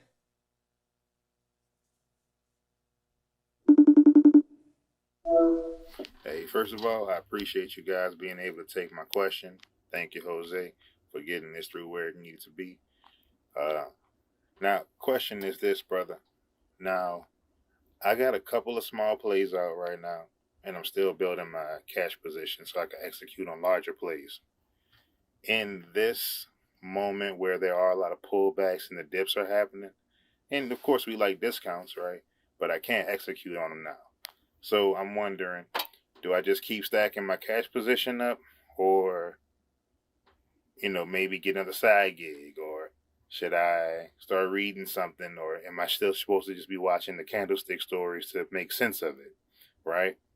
So just like in this meantime, bro, what would you recommend doing to keep your mind sharp so that when these plays come around, while you're still building up, you're not being lazy or dormant, you know what I mean?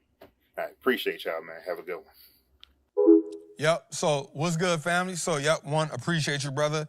I think you should be doing all of the above. There's no limit. So I think while you stacking your account, keep stacking your account. I think you should be doing that, like learning, educating, reading the candles, like telling yourself, like, all right, if I was to get in this play, I'll get in right here, right? If I was, and let this happen. I would still go through the still motions, identifying, even we putting plays in. I'll be like, all right, Trap got in right here. Here's what happened. I would write that down, journal it. Okay, here's what happened. Boom, here's the play. I was looking at thing, Trap called this play too. Boom, I get in here. You should always be learning. Like even though I don't trade every day, but I look at the market every day, multiple times a day, right? Y'all know in the Patreon, I might put in a play in, I put in a play in Friday. I might not put in a play until next week. I don't day trade, so I'm not in a rush to get in the market. You know what I'm saying? I'm not in a rush to do that because my goal is to put us in the best possible position that I see. You know what I'm saying? And again, they don't always go my way. We win more than we lose, but they don't always go my way. But my goal is to put myself in the best possible position for us. And how do I do that? I'm always reading. I told y'all, You should get that book by Stan Weinstein. Get that book. Another book I told y'all to get was The Art and Science of Technical Analysis. Get that book. You know what I'm saying? Like, you should do that. Those are great things to read, right? Any book you can find on market structure, any book you can find on price action, any book you can follow on trends. I think I got a book right here on trends. It's called, let me see. Damn, I keep it under the desk. It's called Trend Following by Michael Covell. How to Build a Fortune in a Bull, Bear, and Black Swan Markets. Trend Following, best-selling classic. You know what I'm saying? Like, I think me and Ashan probably fight each other for buying the most books all the time. He just sent me 2 books he just bought. You know what I'm saying? So books on discipline. You should always be buying a book that you can read. My girl tell me right now, yep, you don't got no spending money on clothes. I see just your problem is you like to buy books every day. We got 2 books. I got 2 books coming in every other day from Amazon. Why? I love to read. I'm always buying an Audible. That when I'm in the truck, I'm reading. You know what I'm saying? So that's what you should be doing until you get the 100%. And somebody said, make sure you own the land. Yep, I own the land. I own the minerals. I have the mineral rights to the property and all that. And guess what? You still got to pay taxes on it, fam. Don't matter if you own the property. Don't matter if you own the land. You still got to pay property tax. That is the American way. Unless you're a church or a nonprofit organization. Let's go a little further.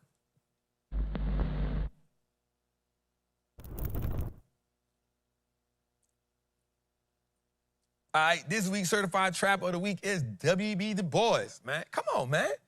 What's what his book was? Was it The Miseducation of the Negro? Is that what he wrote? Damn, I hate when I mess these books up. Damn. All right. Born in Barrington, Massachusetts, Du Bois grew up in a relatively tolerant and integrated community. After completing graduate work at Harvard University, where he was the first African-American to earn a doctorate. Come on, man. Salute to that. Du Bois rose to national prominence as a leader in the Nigerian movement, a group of black civil rights activists seeking equal rights. Du Bois and his supporters opposed the Atlantic Compromise. Instead, Du Bois insisted on full civil rights increasing political representation, which he believed would be brought about in African-American intellectuals, elite. Referring to this group as the Talented 10. I gotta look that up, the Talented 10. 10th, a concept under an umbrella of racial uplift, and believed that African-Americans needed the chance for advanced education and develop their leadership. Let's go, man. I gotta look that up, Talented 10th. That's the first time I heard that one. Let's see, what we got? William Edgar Burghardt Du Bois, better known as W.E.B. Du Bois, lived a very long life and was the singular, towering intellectual figure of African-American life in the 20th century. He was born in Great Barrington, Massachusetts in 1868 and died in 1963 in Accra, Ghana. He was one of the first advocates of using academic knowledge in the service of civil rights and social change. With his PhD dissertation, he is taking on the entire edifice of sociology and the social scientific community, pointing out fallacies in the relationship between received wisdom about the races, about Black people in particular, and the way that that information is mythologized in statistics on crime or birth rates. Du Bois worked tirelessly to position himself at a university or at what we would consider think tanks today in order to have the financial support and the platform to make a difference. Eventually, he found his way to the editor of the National Association for the Advancement of Colored Peoples, the NAACP's New Crisis magazine, published in 1911. And for over 20 years, he used that as his perch to describe every facet of the race problem. He was also an early Pan-Africanist and participated in the earliest Pan-African gatherings in London, here in the United States, and drawing together people of African descent all over the world to change the balance of power, to throw off the yoke of colonialism and the human rights abuses here in this country. And when it came to the Harlem Renaissance, when it came to the New Negro movement, he parlayed all of those networks, all of those ideas, his facility in both social scientific work, his literary production, to prove with the power of the pen and the power of the voice and the power of organizing that Black people could and would transform this world, not just for Black people, but for democracy.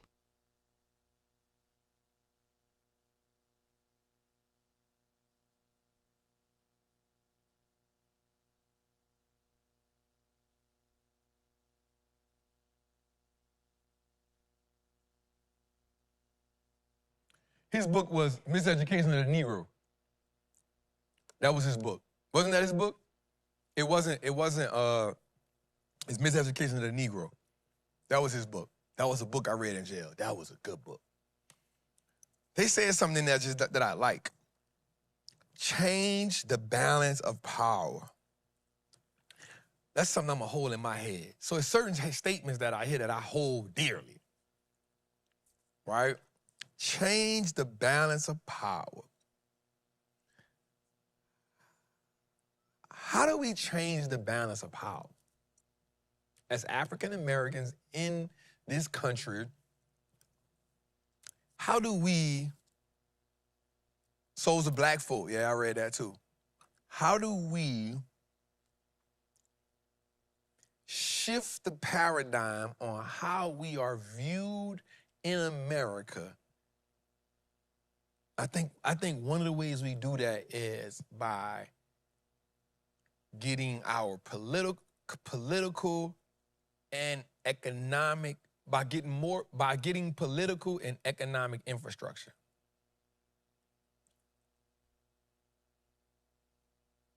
That's it. I like that. Political and economic infrastructure. I think that's what we need. I don't think we have that.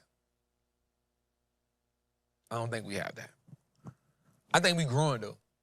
I think we're growing. I think we're getting further. I think more of us are catching on. More of us are walking away from being dependent on the system.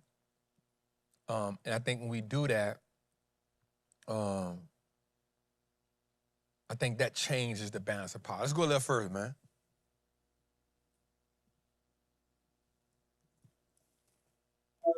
Hey, yo, what it do, Trap? Hey, yo, my name Keyshawn. I'm coming from VA 434 Central, you know. But my question was, when it comes to the lottery picks or any company in general, like all that deep dive information you be like posting with lottery picks and all that, like where you be getting all that knowledge from? Like where did all the information come from? That's my question. Appreciate you, yo, for all you do. Big up to you. God bless you, man. In more ways than one. Yeah. Hey, I had to laugh just now because in my head, I'd be like, man, they ain't gonna read all this shit in the lottery pick. Let me see something. If you're in a Patreon, when I put them lottery picks down there, do y'all read everything I be putting down there? I just want to see it. Or do I be wasting my time? Do y'all be reading that? Do y'all be reading that?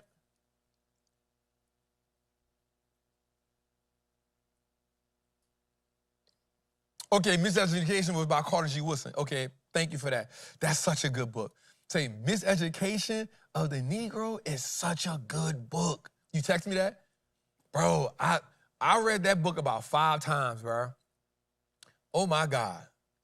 Oh, my God. I think everybody born Black in America should read that book at least every 2 years. The Miseducation of the Negro. Thank Carter G. Woodson. That's a good book. Wasn't him and Carter G. Woodson beefing with each other?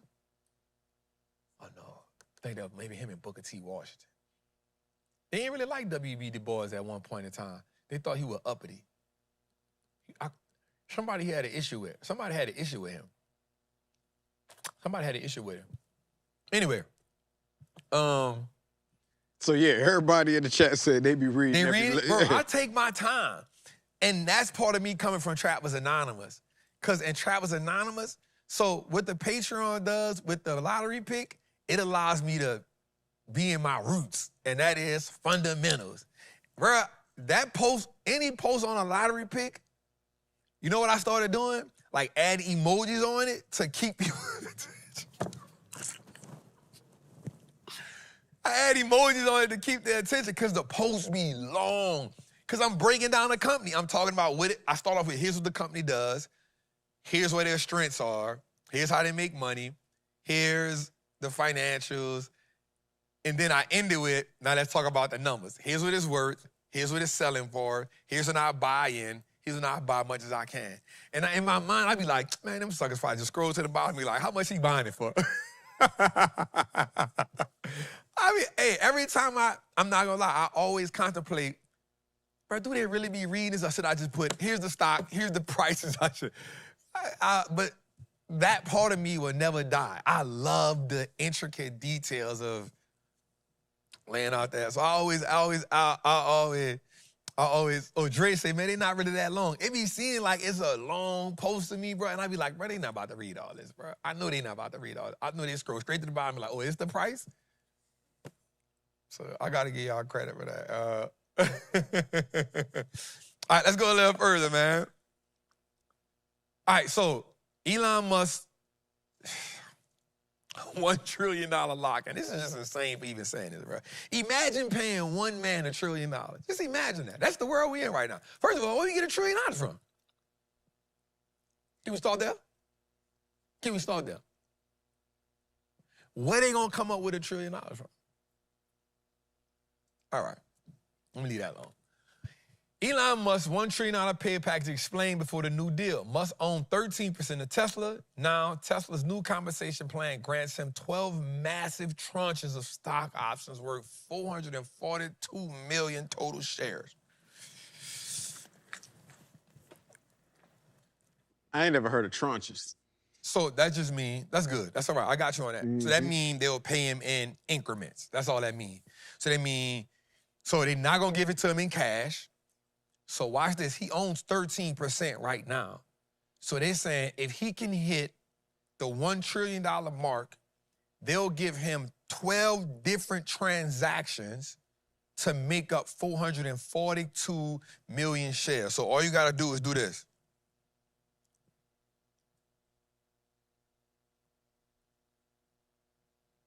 That means they'll give him about 20 million shares 12 times, if I'm not mistaken. That's about right? Let me see. 424, I'm sorry. 424, and it's 12 times, yep.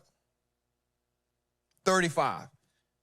So they'll probably give him 35 million shares 12 times. That's what they'll give him.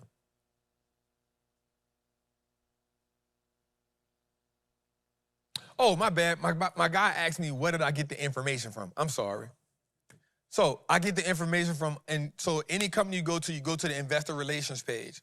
When you go to the investor relations page, you'll see what's called financials, financial information. So you go to financial information, and then they'll have annual report, and then they'll have quarterly reports. A lot of times I'll go read the quarterly report and I'll read the annual report. That's still part of who I am.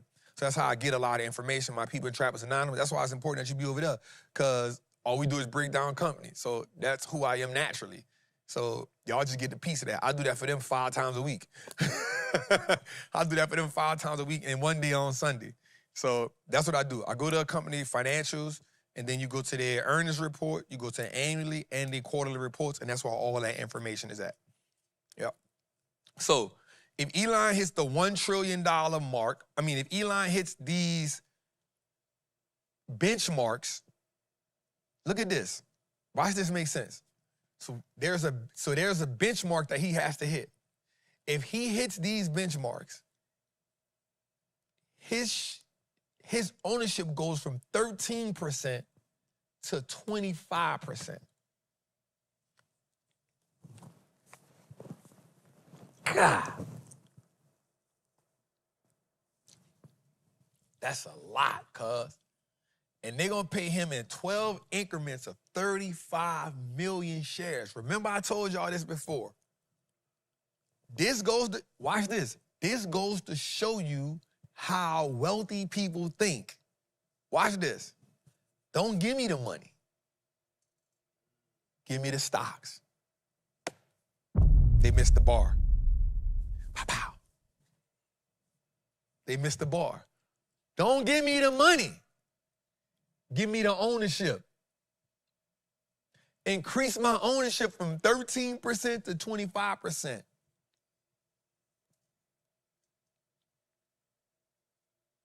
And here go the breakdown. My God. So here's what he had to do. Milestones that he needs to hit. He needs to hit $2 trillion. So 20 million vehicles need to be delivered. Second one, 10 million active FSD subscriptions. Third, 1 million robots must be delivered. Fourth, 1 million robo-taxis in commercial operation. 5, 50 billion adjusted in EBITDA. 4.5 trillion, 80 billion adjusted in EBITDA. 130 billion adjusted in EBITDA. 210 billion adjusted in EBITDA. 300 billion adjusted in EBITDA. 400 billion. So he got to take them up to a 400 billion in EBITDA, which is earnings before interest, taxes, depreciation, and amortization. That's what EBITDA is. Now, how do I know what that is? Because I'm a fundamental investor. It's the money before all the stuff come out. It's the money before earnings come out. It's the earnings before taxes come out, interest come out, depreciation and amortization. So it's money before all the stuff that people start putting their hands in their pockets. That's what that is. So he got to have 1 million robots. So I want you to just think about that. He gonna be responsible for putting 1 million robots into the world. You looking at the man that's gonna be responsible for it. You looking at the man that's about to be responsible for the world, America full of robots. And he got incentive to do it now. $1 trillion incentive. 20 million Tesla vehicles. Another 1 million robo-taxis. That boy about to work. Imagine if this your... So first of all, this is what you already got on your mind. This is what you already want to do anyway. You just put the gasoline on it. You just gave me the gasoline to make it happen. But also what that said was, hey, you can't focus on SpaceX. You can't focus on the Neuralink, putting the chip in people's head and putting it in their hand. You got to get these robots on the street. I'm about to put a 2-year leap option on Tesla, dog. Yep, that boy gonna hit that mark. That boy gonna hit that mark. Damn. I'm gonna sit down with my company and ask them a question. What kind of compensation y'all gonna give me? If I can, what's my benchmark? What I gotta do? What I gotta do? What I gotta do? Golly. Let's go a little further, man. God. Let's go a little further. All right. Elon Musk says it could be possible to transfer human consciousness into a...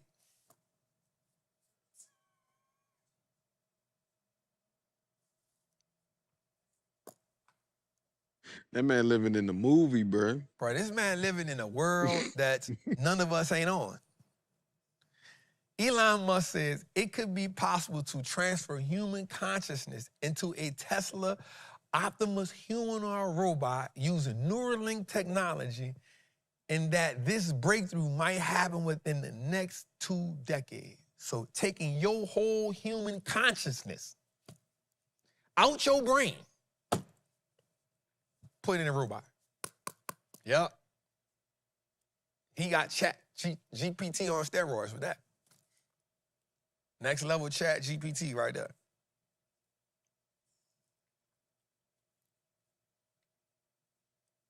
Bruh, how the hell? Yeah, I had a movie about that, Transcendence. I told y'all, bro. Bro, we are in the beginning stages of Terminator, bro. I'm telling y'all, we in the beginning stages of Terminator, and y'all don't see it. Reese. Or you, Sarah O'Connor. I'm telling you, man. Bro, go look at what he said. He said, I'm coming back. I come from the future. Bro, I challenge everybody to go watch Terminator 1. The man said, I'm coming back from the future because it's robots against humans and the robots is kicking our ass. I'm coming to prepare y'all for what's ahead. This is what Reese said. When he fall out, he butt naked, he got the trench coat on. He put the G-Nikes on, he go meet Sarah O'Connor. She think he tripping. He say, oh, you said, he trying to kill you. I know why he trying to kill you. Why he trying to kill you? Because you gonna have to give birth to, and that's what's gonna save us.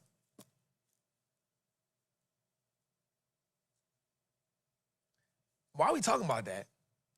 Jose, did you see the black lady who tied all them together? I'm not gonna lie.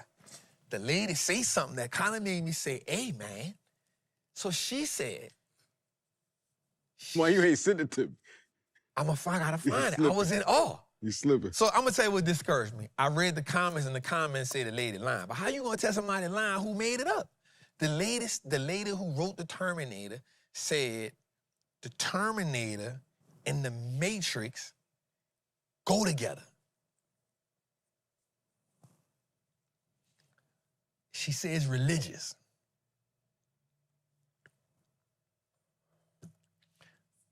I'm not gonna get into it, but I'm like, hey, that kind of makes sense. No, I got some parallels. She said that was her brain.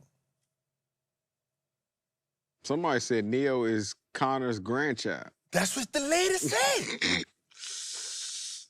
The lady say. I heard they snatched the Matrix joint from her. Like they It's the black, stole she her. got her bread for it, though. Okay. She got her bread for it. All right, but bet. she said that it's hard how she's, like, when she is, I was like, it took me but some kind of way, like, the little boy, Neo is like his grandson or something. And like, man, it's crazy. Yeah. Yeah, it's crazy. Now I It's gotta crazy. watch And she that. said, like, they've been trying to, anyway, let's go further. It's Do you deep. see a path for Optimus to have consciousness downloaded to it? Yeah, I mean, it's not like immediate, but if you said down the road, would you be able to, say, with the neural link, have a snapshot of, or at least an approximate snapshot of somebody's mind, and then upload that approximate snapshot to an Optimus body? I think that at some point that technology becomes possible, and it's probably less than 20 years. Yeah, but of course you won't quite be the same. You know, be a little different because you'll be in a robot body, and the mental snapshot will not be precise. It'll be probably pretty close, but not exactly the same. On the other hand, you know, are you the same person that you were 5 years ago? Nope. I mean, a lot of things have changed. Yeah, but I guess at some point, if you want to be uploaded to a robot body, my guess is that becomes possible. Bruh, first off, he talking, nobody saw just the Tesla robot just watching the people standing up on the side, just chilling, like it was the moderator. But the dude said at some point, if you want to go into a robot body,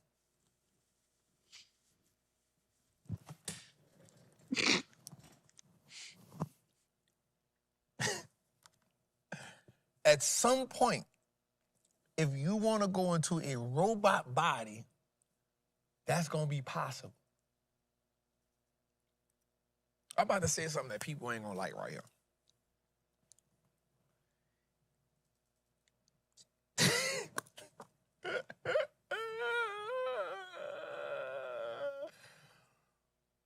Bro, these colonizers want to be God so bad.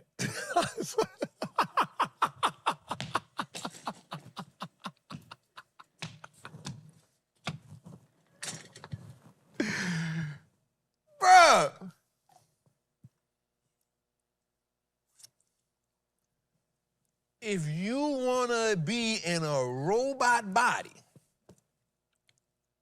bruh, how?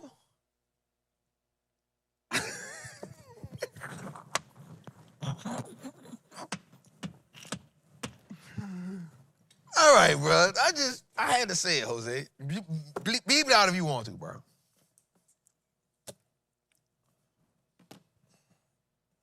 I don't understand, bro. Like, when do they stop?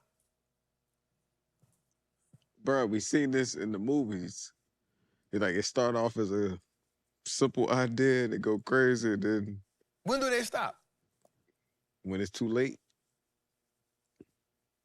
When do they? just literally when it's too late. Don't nobody tell them like, all right, bro, that's enough. That ain't it. Nah, here you know why though? The biggest thing is they like somebody gonna do it, so I want to be first. Somebody gonna do it.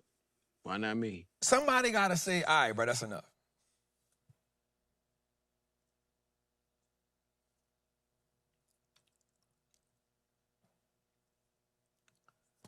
Somebody gotta say, you've gone too far.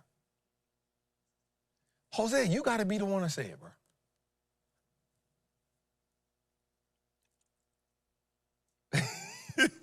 Bro, like, for you to say in your right mind, yeah, if you want to be a robot, we can just take your my consciousness? That ain't like saying, that's like saying, yeah, we'll take your arm.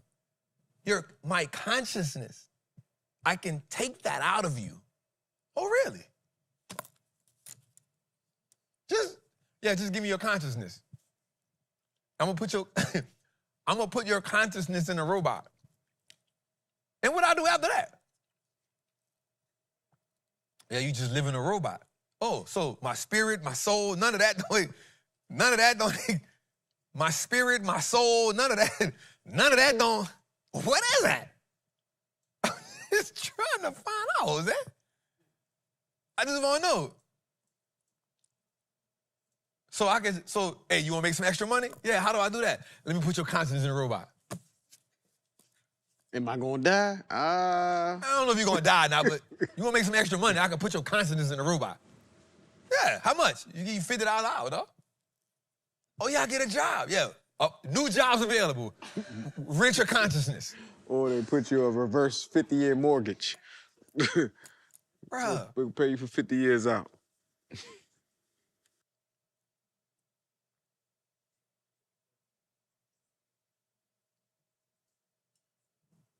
When? Man, somebody take me. I told you that Transcendence movie this is what it was. Bruh. Take your consciousness, bro. I've heard it all. I've heard it all. I've heard it all. All right, anyway, more Elon, man. SpaceX is reportedly set to receive he's on a spree. I guess once SpaceX is set to receive $2 billion under President Trump's Golden Dome initiative. That goes something else they're trying to do. A massive defensive missile project combining satellites, radars, and interceptions. While the bill didn't name contractors, the funding signals SpaceX's deepening role in U.S. defense and possibly a renewal of lines between Elon Musk and Donald Trump administration, which cost projected in the hundreds of billions.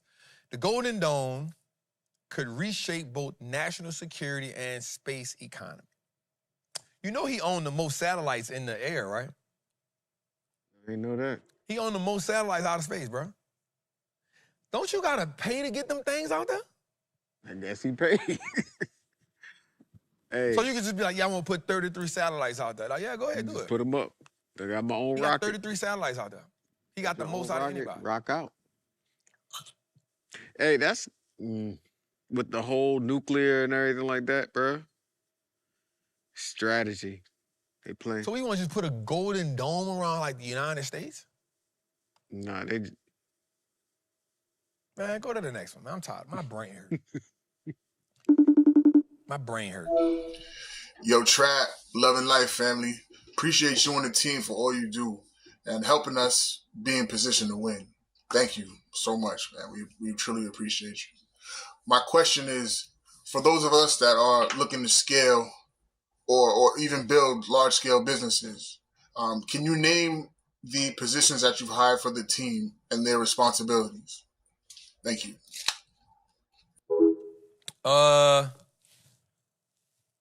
Yeah, man. Yep, 33%. My bad, Ax. 33%. You right. My bad. I apologize. 33% of the satellites in outer space, which is the majority. Yep, you're right, Ax. My bad. I apologize. Thank you for correcting me on that. So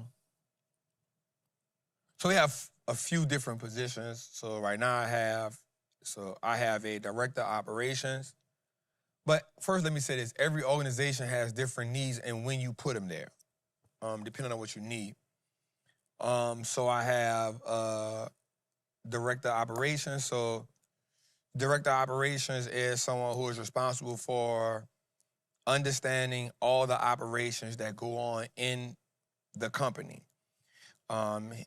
His responsibility is to make sure that everybody understands, he understands the way that everybody is operating, and that they are operating efficiently. I have a chief of staff. Her job requires her to understand everyone who is in the company, making sure everyone is aligned with our mission, vision, and core values. Make sure everyone is operating at a high standard, but to also make sure that I am free of miscellaneous tasks that I shouldn't be doing. And that's probably the hardest thing for her to do. I think getting the people right is cool, but getting me right, I probably got to give her a raise just for that.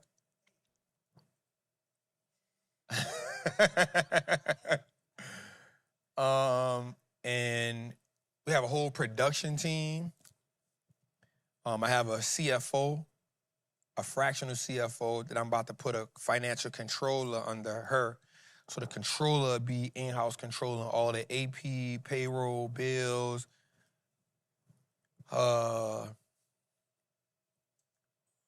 financial reports, doing a performer, forecasting, and then she'll report to the CFO, which then will look at the business from a higher level. We have a general counsel. We had a general counsel. We're gonna get another one, or get her back on board, one of the two. And that's the person that allows me to look at the business from a different lens and helps me make right decisions to put us in the right place. There's so many other things you can do, man. There's so many other positions we're gonna need. Probably gonna need a CTO, which is probably gonna be a chief technology officer, somebody that's just gonna be in full control of all of the technology that we doing and building. They will be responsible for making sure we are up to par from a technology perspective. Building out the media team, there's so many different components that come with that because the media team is broken down into different phases. There's like right now, Jose is at the forefront of the live shows, Trappin Tuesdays, but he also ties into, camera work and making sure the camera team is set up and making sure the people in the back set up. So he does so many different things. Then you got the content side, which may seem the same, but it's different. Steve, he making sure the YouTubes are ran and making sure the content and making sure they can distribute, where I can just come shoot the content and then he gets it and packages it and distributes it and grows it. And then you're gonna need a cybersecurity person because as you enter this era, that's critical. And then on the media side, you can get into that a little more. You can get a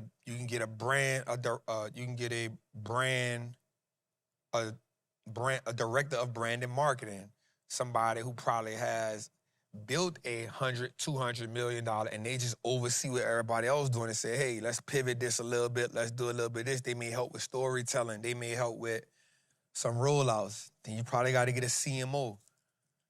That way you can get out your brain. You have somebody that's just helping you work on marketing. So they looking at all the ads you're doing. They're looking at all the way that you putting your content out. They'll probably collaborate with the media side and say, hey, let's tell this story a little bit different. Let's say this a little bit different.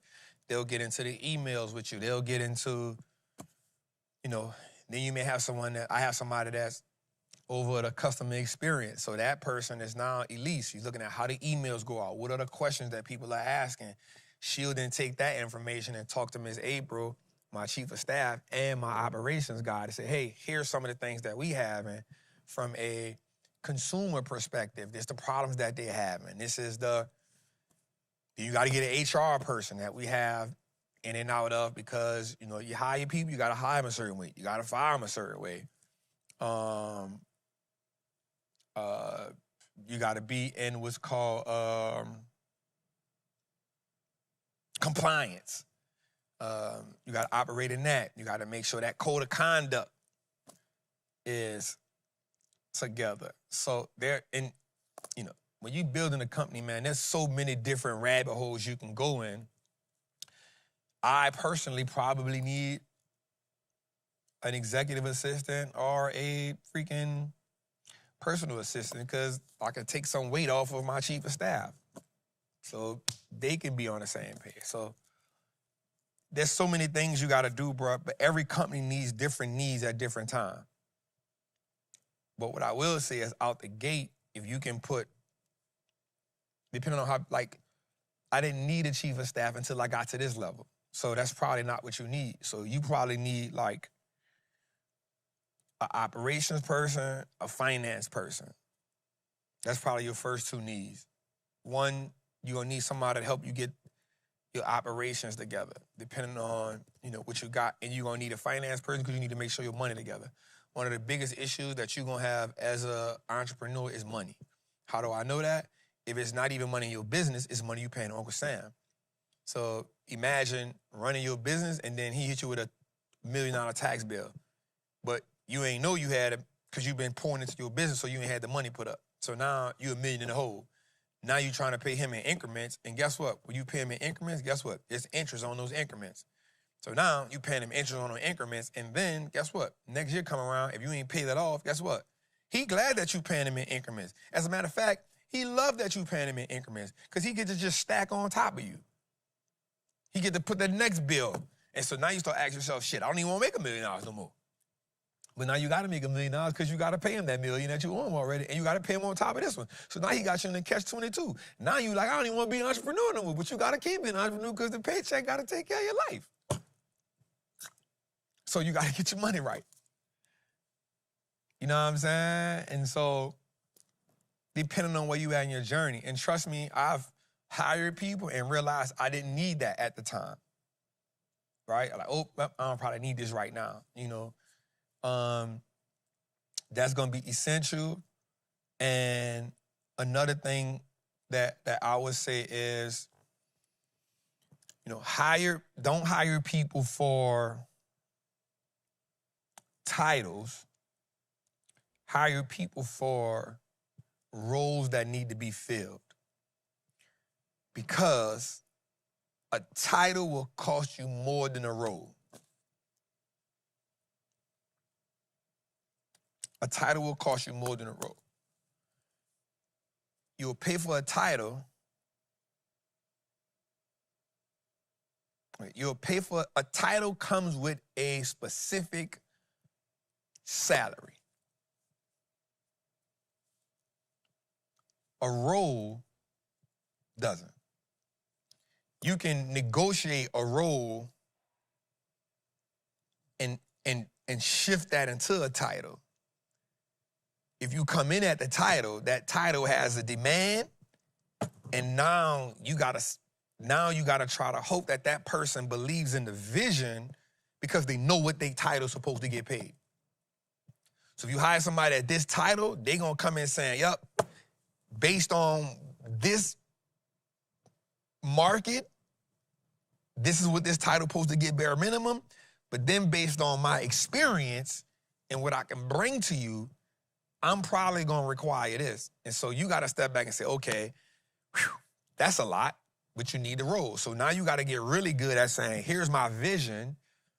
Can I take your great experience and this title and get you for this, but then I can compensate you here as we do this. Some great people who believe in the vision to do that. Some other people like, I don't care about your vision, I want my check, dog. So hire for a role rather than a title, because you can create the role and then build the role up to the title, if that makes sense. So, you know, you keep learning entrepreneurship as you go, man. You know, I started off as a hustler, dog. Straight out the street, bro. You know, ran a couple trap houses, ran a couple of real dope, you know. And people always say that, well, if you're a hustler, you know, you can run a business. And I'll be honest with you, I think that's some bullshit. I don't agree with people that say that. Because as a hustler, there's more paperwork involved. There's more guidelines. There's more strategy. There's more intangibles. There's more things involved, and you can't rule with an iron fist as an entrepreneur. You can rule with an iron fist as a hustler. You can rule with fear as a hustler. You can rule with intimidation as a hustler. If you rule like that as an entrepreneur, the people smarter than you that you bring in your business, they're gonna steal from you, they're gonna run you to the ground, and they're gonna leave you. Or nobody gonna work for you. If you build a business where you running it with an iron fist, go look at how many companies that's ran with an iron fist, or $1 trillion companies, $100 billion companies. They don't get it. Nobody wants to work for them. As a hustler, I don't care about being on Glassdoor. As an entrepreneur, I will want my business to be on Glassdoor as a place that somebody wants to work. So there's a huge transition that has to make. What I will say is, as a hustler, you have the skin to evolve and to see the game a certain way. It does give you, I think, an advantage. But there's a whole different language that you gotta learn. There's a whole different order of things that you gotta learn. So that's what I gotta say about that, man. So I think on that, I'm gonna end the show tonight on that. Great question. So, hope we had a good show. I hope I helped somebody out. One of the things that we're gonna start doing here though, y'all, I'm gonna tell y'all something, and I'm gonna just be honest with y'all. There's a goal that I wanna hit in my company, with my team. Once we hit that goal, I feel that we will be in a space to not only teach investing, but teach entrepreneurship. How you build a team, how you market, how you brand, you know, how you hire, how you fire, what stage you in. So all of those things, I think it's just essential. So hope we had a good time on the show today, man. You want to come join the Patreon, come join Trappers Anonymous. The link is there. Remember, we only got a couple seats left for in-person seats for Make Your First Trade, 2-day workshop, December 12th, December 13th. Everything else will be online, streaming. That's going to be dope. Make sure you like, subscribe to the channel. Shut us out, man. I hope y'all enjoyed the show. We had fun. T-Mac, what's good, man? And we hit 200,000 subscribers on this. We hit 200,000 subscribers on the page, man. Yeah. Listen. That's a milestone for us, y'all. We hit 200,000 on a page. That's really, really good, man. I get at the Jose. That's his thing. He won't grow, that's his thing. So he got to grow the page. So when you think about somebody having to do something, his goal is responsible for growing his page, help him grow this show. We got some other shows we want to drop. So make sure you subscribe. Make sure you check out, and I tell y'all this every week, man, Apple, Spotify, Google Play. Go download it, y'all, so y'all can make Jose happy so he can be happy about the numbers, man. So other than that, man, we love y'all. We appreciate y'all. We see y'all next week, man. Salute.